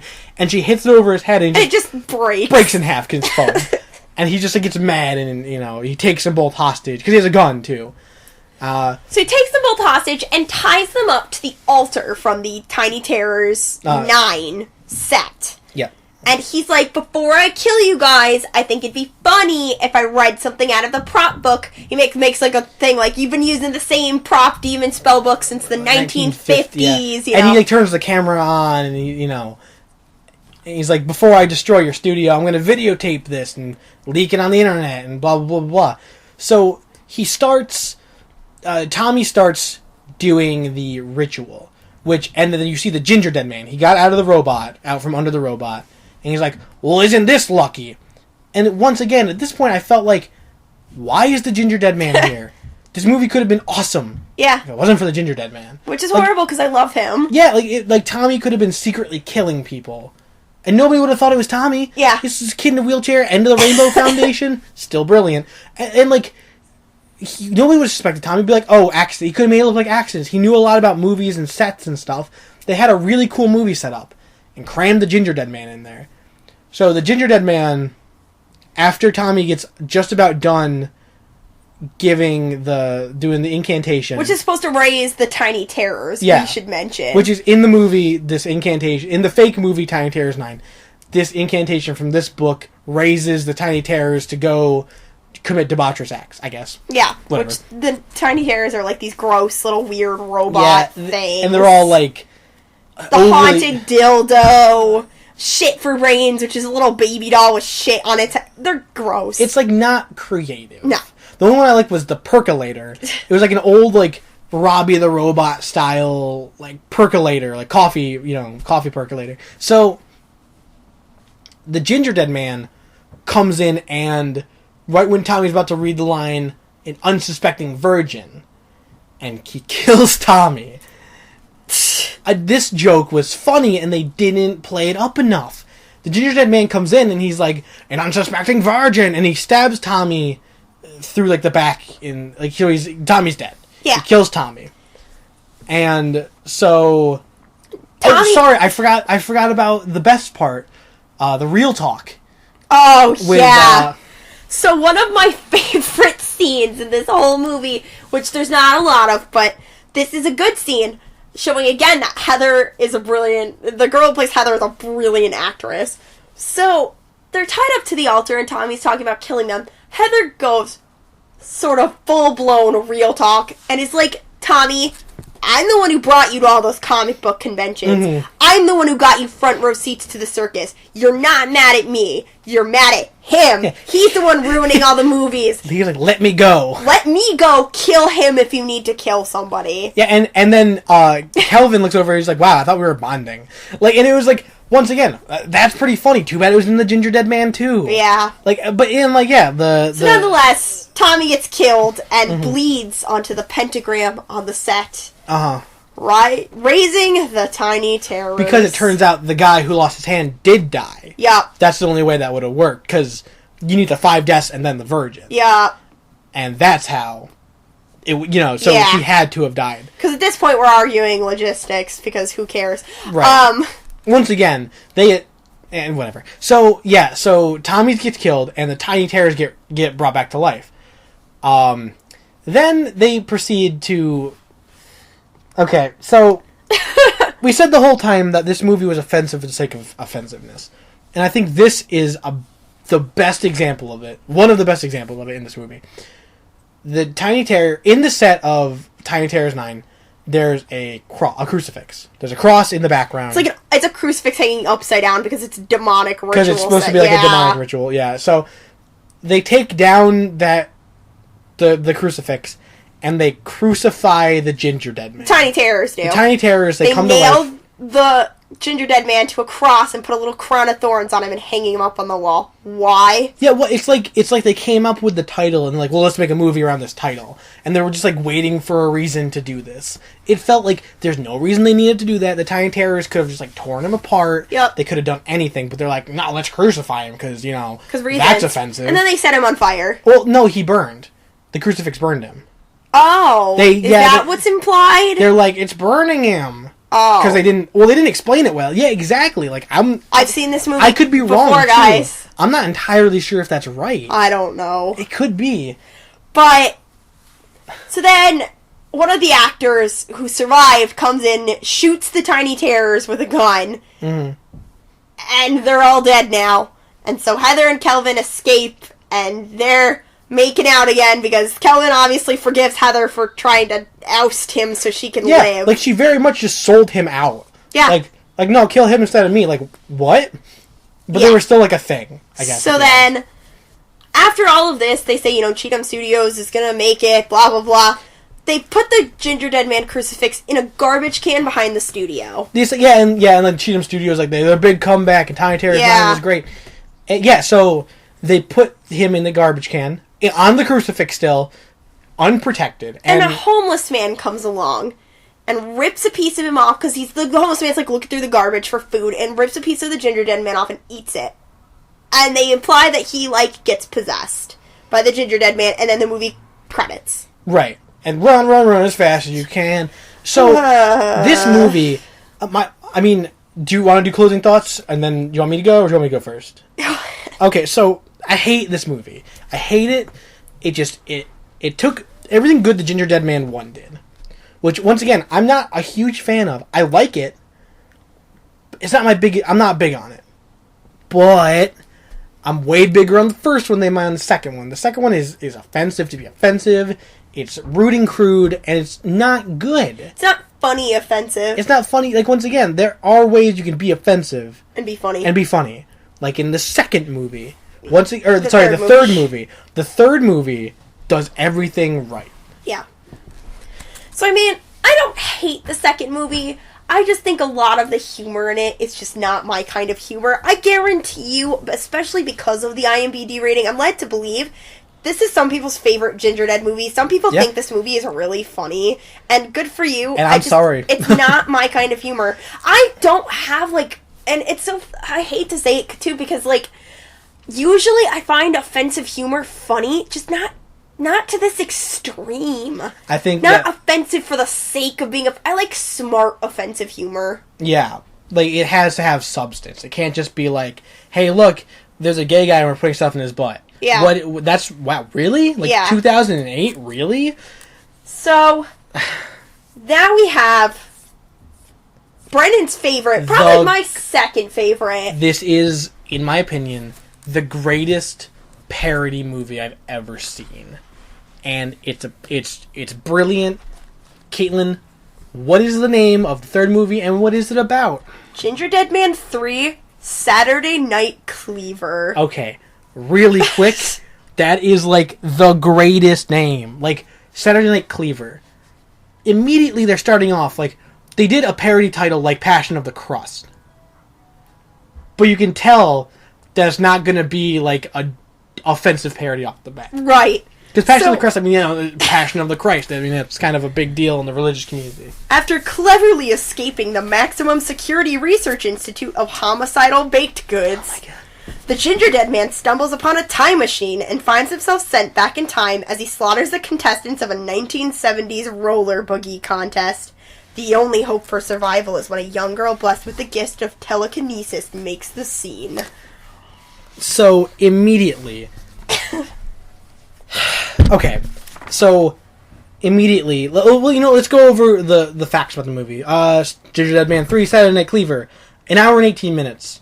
A little longer than the first one, not as long as the second one. Yeah. Written and directed by the writer of the first two, William Butler, who also voices the Gingerdead Man. And the co-writer is also in the movie as well. Yeah, the co-writer also plays a part in the movie. She plays like a semi. Yeah, I didn't write her name down for some reason, but I'll put it in like somewhere. Yeah. So I think just with that, you get creative control is 1000% in the writer's hands. Yep. Because he is writing and directing and even voicing a character. So he is his hands, if you will, are kneading the dough that will be this movie. Fuck.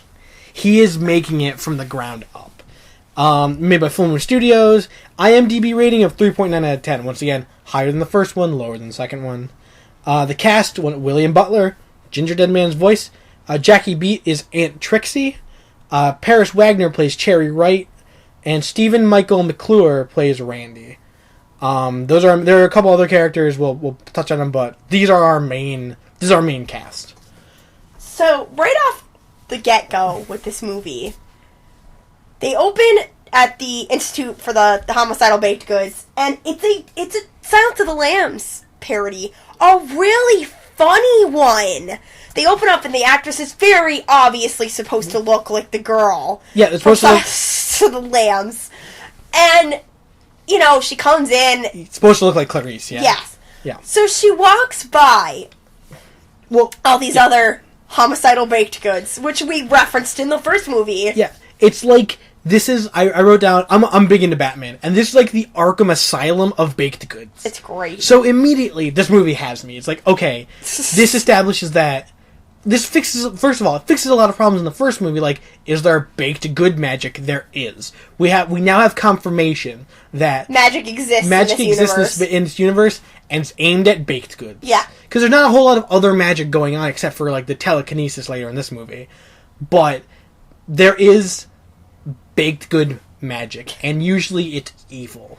So, Clarice comes, and Clarissa Darling tells... So great. So great. I fucking love this movie. The Gingerdead Man that if he lets her interview him, she could get him a pass to Candyland Island, which sounds like a place I want to live, by It was the like way. a maximum security prison on Candyland. She says to him he'll swim in the lemonade ocean and walk on the brown sugar beach. I'm like, this sounds great. And then she's like, under SWAT team surveillance, of course. Yeah. And it's like, oh my god. Hilarious. Let's roll back for a second. As she's going down as Clarissa Darling is going down the halls, all of the other baked goods are like shouting insults at her. Right. But they're puns. Like, there's one that's like a Rasta brownie, and he's like, "Hey man, you want to get the baked?" And like, that's funny. And then there's like a cream puff that shoots cream at her. Gross. Gross, yeah. And like a cherry pie that's like obviously like kind of slutty. And like, you know, a baguette, a French baguette, like who has like the mustache and like the beret, and very stereotypically French. You know, that caricature of a Frenchman. And immediately this just sets up, it's parody upon parody upon joke upon pun and they're actually funny. And they're actually funny. They know it's a joke. Once again, I think William Butler in the other two movies, William Butler, the writer-director of the third one, he was held down by everyone else. Yeah. I feel like this is where he gets to really show his real stuff. He gets to bloom, and if I was going to make a movie that was supposed to be funny, I'd hire William Butler. Yeah. Dude's hilarious. So, what ends up happening while Clarissa is speaking to the Gingerdead Man, the prison is invaded by animal rights activists. I think they called them fucking hippies. Yeah. I think that was like, it's the fucking hippies. It's animal rights activists who think that this is a animal testing facility. Uh-huh. Busted and release all of the homicidal baked goods, including the Gingerdead Man. They're like, these beautiful chinchillas, they cut off your tails. Yeah, she specifically says she thinks the Gingerdead Man is some kind of monkey. Yeah, like they shaved off his fur and chopped off your majestic tail. To which he bites the girl's nose off and runs away. And here's where we get a little taste of when he's running away and the nose bite. The nose bite is done as a practical effect. Like, there's fake blood. But him running away is this super cheesy-looking CGI, which is brilliant. It's funny. It's funny looking. Like, okay, this was 2011, right? Yeah. It was released in 2011. They had the technology to make it look better. They had the technology to make that Gingerdead Man look like he was really there. But they didn't. But they didn't. They didn't. They didn't, and they made him look like Play-Doh. It was great. They made him look like, and it was, but later in the movie they use practical effects from, like, they're good. They pepper in this bad CGI on purpose. Yeah. It's like a good commentary on these awful movies that use these awful CGI and try and play it off like it's real. So, the Gingerdead Man runs as fast as he can. Yeah, once again, we get this song. Oh, yes, we do. But I feel like, once again, because of how they set it up, I feel like now it's a joke. Yeah. In the second movie, it felt earnest. So, he ran out of his little security cell and found a time-traveling center. They were studying time travel. They were studying time travel to make food last longer. So it's a time-traveling machine that specifically was going to be used to transport food. So it was funny that he used it. Like, it was like this very specific machine, and now the Gingerdead Man's here to... So he uses it to escape out of the prison. Uh-huh. And ends up in the year 1976. So... And at this point, I want to point out, they kind of overhauled his design. In the first movie, he was kind of looking kind of creepy, almost like demonic, a little gremlin-y. He had, like, his face was very scrunched together, and his eyes were very, like, soulless. In the second one, he looked kind of dumb. Like, he had, like, bigger eyes, and... But in the third one, he has this, like, big, goofy smile, and he made his nose bigger and his eyes bigger. And he looks very cartoony. He looks like a cartoon. He's got a bigger head. Yeah, he looks like a cartoon, which lends to the parody. So he gets back, and he's like, something malfunctions with his time traveling device. Yeah. He sent it back to 1976, and he's like, oh my god, roller boogie, because there's a roller rink. He gets transferred to a roller rink, and at this point, 2 movies start happening. Yes. There's the parody roller disco thing that's a parody of Carrie. It's very largely a Carrie parody. It's like a girl who's kind of like, quote-unquote, homely looking, like gets popular, and then wins a big thing, and has telekinetic powers.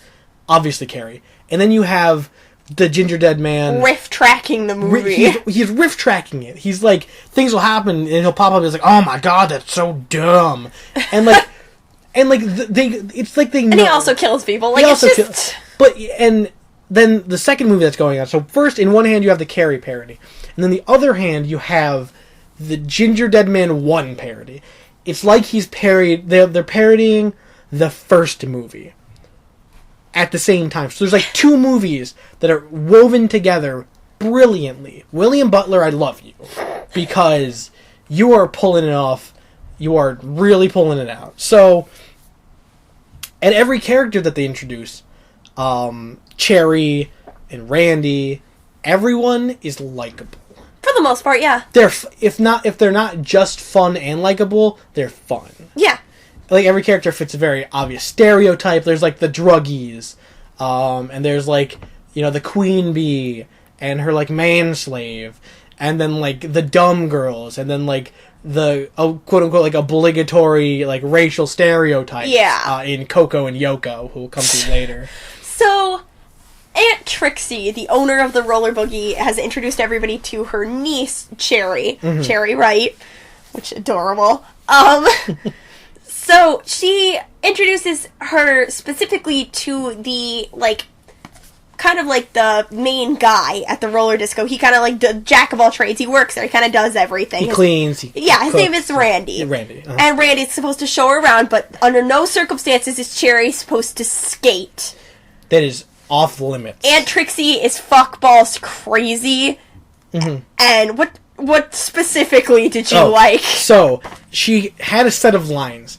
She's talking about how she wants Cherry to become a dental hygienist. Dental hygienist. And so Aunt Trixie says 3 things. She has 3 little lines that sound like they've been repeated multiple times. Like, this is something she says to Cherry.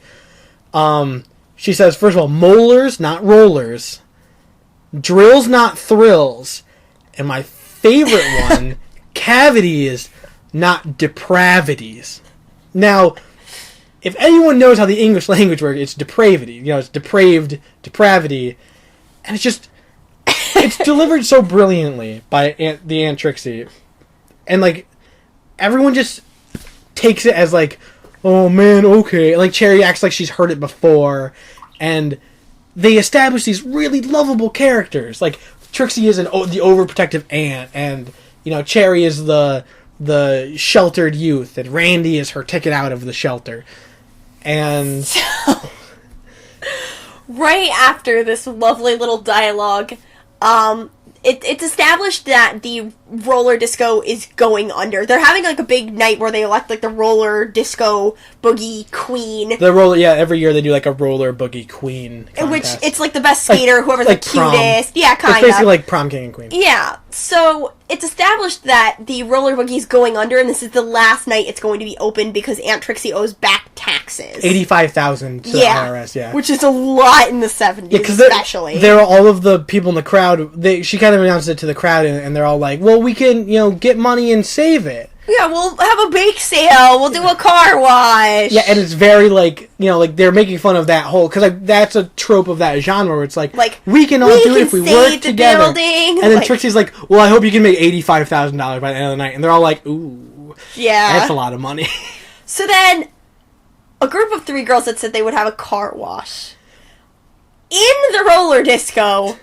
They're doing this little car wash. Yeah, in the parking lot, like behind it, like in an alley. They're doing a little car wash, and the girls are obvious. It's a obvious like joke. They're in their little bikinis, like, you know, grinding up on the car, like not even really cleaning it. Not really. There's one girl who has like a jacking off the antenna. Yeah, there's one girl like with and so of course the Gingerdead Man comes and has to jerk off again. Oh my god, this is like the only thing I don't like about this movie. Because they do it again, and it's like, why? I know they established it in the second movie that he's like that now, but, you know, and so, and something we forgot to mention, the Gingerdead Man, once he shows up, he's like, well, I'm here, I might as well have a good time, and there's a little remote that makes the time machine work, he puts the remote down. While he's watching the girls at the car wash, while he's, you know, he's doing his dough, you know, he's beating his baguette or whatever, he left the remote, and 2 kids find it. Tina and Pickles. Tina's like the stereotypical, like, you know, I'm a caterpillar and I'm going to blossom into a butterfly once I get out of this cocoon. Like, I don't know if anyone's seen the Blind Melon music video for No Rain. She's like the tap dancing bee girl. I think it's like they look exactly the same. It's weird. Almost, yeah. Yeah, except for, like, I think their hair color is different. And then there's Pickles, it must be her younger brother or a friend. Who's a guy. Pickles is her friend. She's kind of mean to Pickles, but Pickles is, I don't know, it's kind of established that they have a... Yeah, like, she's the leader and he's the sidekick. So they pick up the remote, and she thinks it's a calculator. So she's tinkering with the buttons, and her and Pickles disappear. They get thrown somewhere into time. And remember that, everyone, because they'll come back later in the greatest scene in cinema history. Period, the end, the greatest thing that's ever happened in film. So, after the Gingerdead Man gets his rocks off to the car wash, he decides, well, now that they've lived their usefulness to me, how are we going to kill these girls having a car wash? And he looks, and in the parking lot, there's a vat of hydrochloric acid that's used for cleaning the wheels on the skates. So he hooks up their hose to the hydrochloric acid. Mm-hmm. And they all are dancing around, having a good time, spraying each other with hydrochloric acid. With the pure hydrochloric acid. Right. And this is the part where they start melting, right? Because it's like hydrochloric acid. Yeah. I guess. And like that, it's a movie, and that's how it works. And so the practical effects on them melting, mixed with the CGI, the practical effects were great. They were gross. And they were good. Yeah. They looked super top notch. Like, wow, that's really gross. Like, the liquids were coming out of their face, and it was gross, but done well. Yeah. It wasn't, like, stupidly gory, and it was a little cheesy. Yeah. The CGI was kind of put in there kind of, like, to bolster the cheesiness. Yeah, like, one of them, like, spits up, like, green shit as her face is melting. It looks like Nickelodeon Gak. Yeah. Like, you know, like, slime, and, like... So then, back to inside. Yeah, okay, so we're back inside the Cherry is approached by who I started referring to as the racist twins, Coco and Yoko. I mean, I don't know if I would call them I don't know. They were very much an Asian girl and a black girl. They didn't feel racist, they felt token. Yeah. They felt like I said, obligatory, you know, like... Diversity in front. Exactly. They're the meanest people. Oh, yeah. So... They're talking... So, first of all... oh, God, what's his name? Randy. I almost said Ryan for some reason. So, Randy goes, and him and Cherry are done skating for the first time, and he's like, yo, babe, I'm gonna grab some cold Shasta. And I'm like, oh, my God, this is so Shasta. Ugh, so 70s. He's like, you want a cold Shasta? And she's like, yeah, sure. And he's like, all right, I'll be right back. And so then Coco and Yoko come out. And they're like, wow, you know, he really took a shining to you, Cherry. And she tells them, you know, oh, someone like him would never like someone like me. And then this is the first of 2 lines that Coco and Yoko utter that are just brilliant. They say, He's dated some real pigs in his time. You're just his type. Yeah, and they play it like they're complimenting her. Like, oh no, he's dated some real pigs in his time. You're just his type, though. And, like, it's like, wait a minute. Like, what they just said is, like... And you're a pig. Like, you're a pig. They tell her to her face, like, you're dumpy and boring. You're his type. Like, and at least they play it, Coco... The actors play Coco and Yoko so clearly. So then... With not a single hint of like, jadedness. Not a single hint of anything like that. Brilliant. Obligatory roller boogie makeover occurs. Right, and then they do, like, the big, like... They're like, know what you need? And then in unison, they're like, a roller boogie makeover! And they're, like, screaming and, like, dancing. And so they do, like, a little montage of her getting all, like... Trying on outfits, doing makeup. And it's just... The parody is so strong right now. Their parody game is so on point. So... While this is all happening, two characters... Peaches and Tux? Tux, yeah, tuxedo t-shirt. Oh, okay.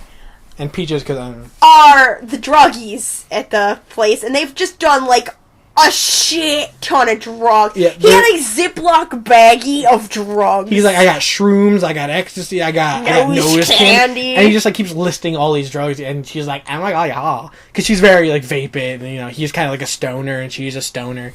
And they get just fucked up on drugs and decide they need to go fuck in the utility closet. Yeah, then I think they call it the janitor sanctuary. Yeah, in the movie, which it was a magical cave, if you ask them. Yeah, they're like, there's too many people. Let's go hide in the magical cave. And at this point, they're playing that once again. These actors are great. Like, I don't know where they got these people, but they're great. So while this is happening is when the Gingerdead Man decides he's going to go watch the gross roller boogie employee in the bathroom. Yeah, there's this roller boogie employee. They call her Harding? Ingrid Hard... Dick, I don't know. Hard... whatever. She's like the stereotypical, kind of like when you think of like a lunch lady. Yeah. Where she's like... She's the co-writer of the movie. Oh, is she? That's her? Yes. Hilarious. Ingrid Harshman. Once again, hilarious. She plays like the principal stereotype, you know, like the authority figure. And there's a hole in the wall of the bathroom. So she goes in the bathroom, and the Gingerdead Man starts like yelling at her about like take a jump, like take off your pants and waddle around for me, baby. And it's like at this point I'm like, oh no, are they gonna Gingerdead Man 2 this and ruin it? But they didn't. So, the Gingerdead Man puts his weird wiener thing through the hole, like a glory hole. And he's like, come on, baby, you know you want it. And it's hilarious because she walks just right up to it, grabs it, and rips it off. And I'm like, oh, and we were both like, oh, finally. The Gingerdead Man is dickless now. Finally. The thing that reminded me of that scene is because in the next scene when the couple is fucking in the closet and everything... The Gingerdead Man comes upon them. He says, "If I still had my dick, I would join in." Yeah, and like they joke about, they reference the fact that like he uses his wiener a lot, and they took it from him, and they made that a gag. Like they took a gag that was bad, brought it up again in a funnier way, then completely flipped the gag on its head and made a new gag out of it. That's like gagception, just like layers and layers of gag. Yup. So so Tux, Peaches, and. The janitor comes in, and he's like, I called him in my notes, Janitor McGrossout. He's disgusting. He's very, like, he looks like he's got a skin condition, he's like, balding. He's, like, super hairy, he looks like a gremlin. Yeah, and, very gross, man, but they're both very fucked up on drugs. And they're like, oh my god, you're so hot. And they see him as, like, this, like, beautiful, like... Like Adonis. Yeah, and, like, because they're all, once again, because, like you said, they're all fucked up on drugs. And they're like, why don't you join us? And, of course, the gross, disgusting janitor's like, you want me to plow you guys? Sure. Right, and so, the Gingerdead Man's watching this. He horrible threesome. He quips, if I still had my dick, and, So... Of course, Gingerdead Man in classic Gingerdead Man style, he's gonna do some killing. Caitlin, how does the killing occur? He finds a nail gun and shoots all of them like it's a machine gun with this nail gun And Peaches is too fucked up on drugs to even care. She makes a comment at one point, I'm so messed up, I can't feel my arms. Yeah, and they're like full of like nails. And like, but they died happy, all of them. The janitor got to like, you know, have sex for probably the first time in his life based on his appearance. That's what it looked like, yeah. And they're all just covered in nails, but you know, they're happy. Yeah, and I thought it was funny because the nail gun they used and all the nails were all CG. Yeah. And it was the cheesy CG. Yes. And, like, they didn't even hook the nail gun up to, like, an air compressor. No. He didn't, like... Because, okay, so when you do a nail gun, you have to, like, push down the little safety thing, so you can't just, like, shoot it. Like he does. No, he doesn't touch it. No, I know. He's just saying, like, like he shoots. Yeah, yeah. But, yeah, he just, like... And just, like, mows them down. And, like, there's, like, CGI nails in the wall. It looks... and the blood's all CG. It's great. It was hilarious because, like I said, they use real blood. They use practical effects and mix in the CG, and it's awesome. So then... Totally awesome. I've said so then like 3,000 times. So, buttons on your underwear. Let's see what... here comes the Trixie scene of why Cherry can't skate. So, usually in this type of movie, you'll have someone be like, you know... This awful thing happened to me, and I don't want to see it happen to you. Yeah, my dark past. And we get a little bit of that, but Gingerdead Man 3 once again hits the nail on the head. Oh Lord! And really knocks this one out of the park. Caitlin, would you like to do the honors of the greatest thing in the world? Cherry can't skate because Aunt Trixie used to be a barrel jumper. And, like, she would roll down her roller skates and would jump a bunch of barrels. So she got so popular barrel jumping that FDR wanted her to perform for the troops. In the USO show. In the USO show. Mm-hmm. So, in 1946... 1941. 1941. I know my dates. History. So, she performs for... USO in Hawaii, Hawaii, as they say, barrel jumping. But because she was barrel jumping, would you like me to? Do you want to do it? The troops weren't at their battle stations, and that's why Pearl Harbor happened. Aunt Trixie caused Pearl Harbor. Okay, I just want to. This is brilliant. Once again, another example why this movie is brilliant. Okay, so parody and caricature are an extreme interpretation of something serious. This level of extreme, like I was barrel jumping on roller skates, and then I made Pearl Harbor. Pearl Harbor is a big deal. Like that brought us into World War II. Well, it was part of what brought us into World War II. Like that's a big deal. Yeah. And she was like, I'm the reason that Pearl Harbor happened. And just, when you're going to that extreme, where normally it's like, you know, like, oh, I twisted my ankle and I couldn't skate anymore and I lost against my rival and that's why you can't skate. And they just... Nope, I made Pearl Harbor They went full Spinal Tap and put it all the way up to 11. And just... So essentially, Cherry goes, "I'm really sorry your life was shitty." and then Cherry's reaction, yeah. And then she telekinetically hurls an ashtray at her aunt's head, and she's like, "I'm gonna go be roller boogie queen now." Yeah, Cherry's very much like, "I'm sorry your life was hard, but it doesn't really affect me." Like she was very real about like I'm really sorry that happened to you. I want to go skate now though. But I want to go skate. It's my time. It's my calling. And oh my god. So then. They get out there, and... This is the second quote from Yoko and Coco. So we mentioned earlier the first thing that Coco and Yoko said about her being a pig. Yeah. And so it's Coco and Yoko with someone else talking to Cherry. And the third member, the third party person was like, "Wow, Cherry, you've gotten really popular tonight." And Coco, I think, says it. Yep. She's like, and I quote... Yeah, she really got popular after she changed her looks and her personality. Yeah. Hilarious. Oh my god. Like, this movie doesn't stop. No. With how good it is. It's, like, unyielding in its greatness.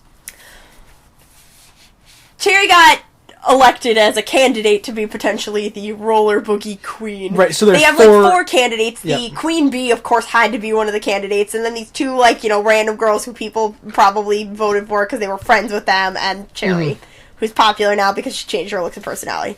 So, she's talking about, you know, happy she got nominated for roller boogie queen. Meanwhile, the queen bee was mad that Cherry got elected because she wanted it to just, like, be a landslide that she had to win. Right, she's like a 4-time champ. Yeah. And so... So she has her man-slave go find a 24-hour pig farm. And I'm sure you guys know where this is going. They set up a rig for a bucket of pig blood.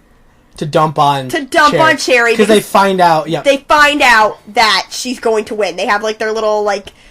girl friend of hers go look at the sheet, and Harshman is counting the dead votes, and Cherry's winning by a landslide. Yeah. So they set up this little rig to dump on Cherry, and while they're on the stage, the Gingerdead Man is again, like, just riff tracking the whole fucking thing while this is happening. What are those assholes doing? Yeah, they're so dumb. Like, so Cherry wins the roller boogie queen. Yay, roller boogie. Oh, and the DJ, they establish this whole movie that she's like an insane coke addict, like pouring out like Ziploc baggies of fucking cocaine and just snorting it off her DJ station. And she has like a bong at one point, like a water pipe, and so she's just it's drugs. So the Gingerdead Man, right before this competition, traded her cocaine for a Braxo cleaner. And she snorts a bunch of Braxo and kind of flick foams at the mouth and dies. Gingerdead Man takes over and now he's the DJ. Yeah, and he's like talking into the microphone and everyone's like, "What? Alright, whatever." Yeah, whatever, it's fine. She does drugs. Yeah, but like the music cuts out because the first DJ like hits the record and like the needle pops off the record and they're like, "What's going on?" And he just puts the record back on and it's very clearly somebody else's voice. He's like laughing, like Saturday Night. He name drops the movie, and then I love name dropping movies. Just welcome to Saturday Night Cleaver. Yeah, and everyone's like, all right, whatever. They keep going, and like they just so well done, so well done. So then Cherry won the roller boogie queen. You know. Other girl is, you know, clapping, which you think you're gonna get covered in pig blood, man. You might have won. So, Manslave pulls the bucket and it falls on the queen bee instead because he rigged it wrong. So in this, while they are after when Cherry was picked and she was like celebrating, in the crowd you saw Randy, like he is sitting there, and then he gets this look on his face, like he's realizing something, and he follows. Like the rope to find the rig, but the shot, it's this really long tracking shot where they just like follow him for like a full minute, and like they're very obviously trying to like play up this like, you know, like oh my, like the reveal, like the realization, and he starts at like the floor with like the shadow of the rope and slowly follows it up, and then slowly follows it on the rafters, and then slowly they pan up and see the bucket. Which falls on Tammy, the queen bee. On Tammy, yeah. Who then is immediately hatcheted in the face by the Gingerdead Man. Well, it's implied that the Gingerdead Man moved the blood. Is it? Yeah, he's like, because he comes down from the rafters and he's like, what are they doing? And he's like, oh, I see what they're doing. I think the Gingerdead Man moved the bucket. Like, he must have moved it. Why they wouldn't have fucked it up. Like, right. It's not like it was like a quick thing. They had like time to like put it, and they were waiting, you know? So, I think the Gingerdead Man moved it to like segue into him coming down to kill. Hatchets are right in the fucking this huge cleaver just cuts her head in half. CG, hilarious. CG of her fucking face just flopping in half. And then he turns and he throws the cleaver he had into the manslave's face. And it's this awful CGI cleaver. It looks like VeggieTales level CG. But it's great. It's like, it's supposed to be like that because he had a real cleaver in his hand. Like, it cut to him, he has a real cleaver, and then like he throws it and it's a fake CGI cleaver. Yeah. And so here comes the big confrontation, the big battle. Between Cherry, who has telekinesis, and the Gingerdead Man. Who has undisclosed magic power. So, Cherry's gonna, she's like, I need to figure out something to, to get him. And she telekinetically, snaps a beam to try to make it, land on him or something. Oh, she attached him to the disco ball. Oh, yeah. So the disco ball. The mirror ball, yeah. Yep. But she unwittingly fucks up all the electrical wiring in the ceiling, which goes down and electrocutes everybody on the dance floor. Yeah, everyone who's not on the stage is dead. Because of Cherry, not the Gingerdead Man. So, then all of a sudden the Gingerdead Man has a gun. Yeah. He just gets a gun out of nowhere. He finds one. Hilarious. He gets a gun and he shoots Trixie. And Trixie in the shoulder, and she falls and she's wounded, and so then it's just what's his name? Randy gets put out of commission too. I think he gets shot also. No, what happens to him? Yeah, he gets shot in the head, doesn't he? Maybe. No, Harshman gets shot in the head. Yeah. Randy's just there. I don't know what Randy's doing. I standing there. Something must have happened to him. He must have gotten knocked out. I think he's just standing there. Okay, so here's the big showdown with Gingerdead Man and Carrie Wannabe. So then, here it is, the return of Tina and Pickles. In a magical world of time travel fog. And once again, the Gingerdead Man, a la Gingerdead Man 1, was like, what's this? What's going on? And so, Tina and Pickles are like, we've seen what you've done in the past and in the future, and we're here to stop it before it all happens. And we brought some friends. They brought Hitler. Adolf Hitler, yep. Charlie Manson. Charles Manson.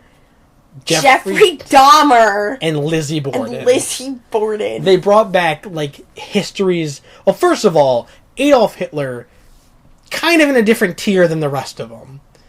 And so is Lizzie Borden. Yeah, they're she's at the bottom and Hitler's on the top, and Dahmer and Manson are somewhere in the middle. Yeah. But it was a wonderful Super Friends gathering. And so they also brought back the guard from the maximum security prison and Clarissa. And Clarissa Darling. To stop him and to stop all of his evil ginger-deadness. So they all jump on him like some kind of Dawn of the Dead. Yeah. The scene in the Dawn of the Dead where the zombies rip apart the guy, and he's like, oh, yeah, they rip apart the Gingerdead Man and put him in a cookie jar. They stuff him in a I think it's magic. There's the lights coming out of it. Yeah. I'm assuming it was magic. And so all of these horrible, awful, real-life monsters work together, and defeat the Gingerdead Man. And Tina found a winning lottery ticket while she was back in the past, so she saves the roller disco because now Trixie's a millionaire. And then everyone comes back to life because the Gingerdead Man never happened. Yeah. And, it's very obviously they're joking about time travel movies. They're obviously a knock, a riff on time travel movies. Because now everything is better, even though realistically they I don't like discussing the time travel paradox because I've never I don't know enough about it, but that would have messed something up. I don't know much about it, but that would have screwed something up. And and then everything's back to normal, and Trixie gives Cherry the roller disco, and because Trixie's got to go back she got to 1941 and stop Pearl Harbor from happening. So Trixie, which once again movie I want to see, Trixie stops Pearl Harbor, and so they all before they go back, you see this scene where Hitler is standing right in the middle of the dance floor. He's like, "Let's boogie!" and they all start roller dancing. Hitler roller boogies. Yeah, Hitler roller boogies, Jeffrey Dahmer, Borden, Manson. They're roller boogie. They were all dancing, and they were all so happy, and they really put a lid on the ending, if you will. They really capped it off. They all go back to their own times. Hitler goes back to his time. Borden, Dahmer, Manson, the guard, Darling.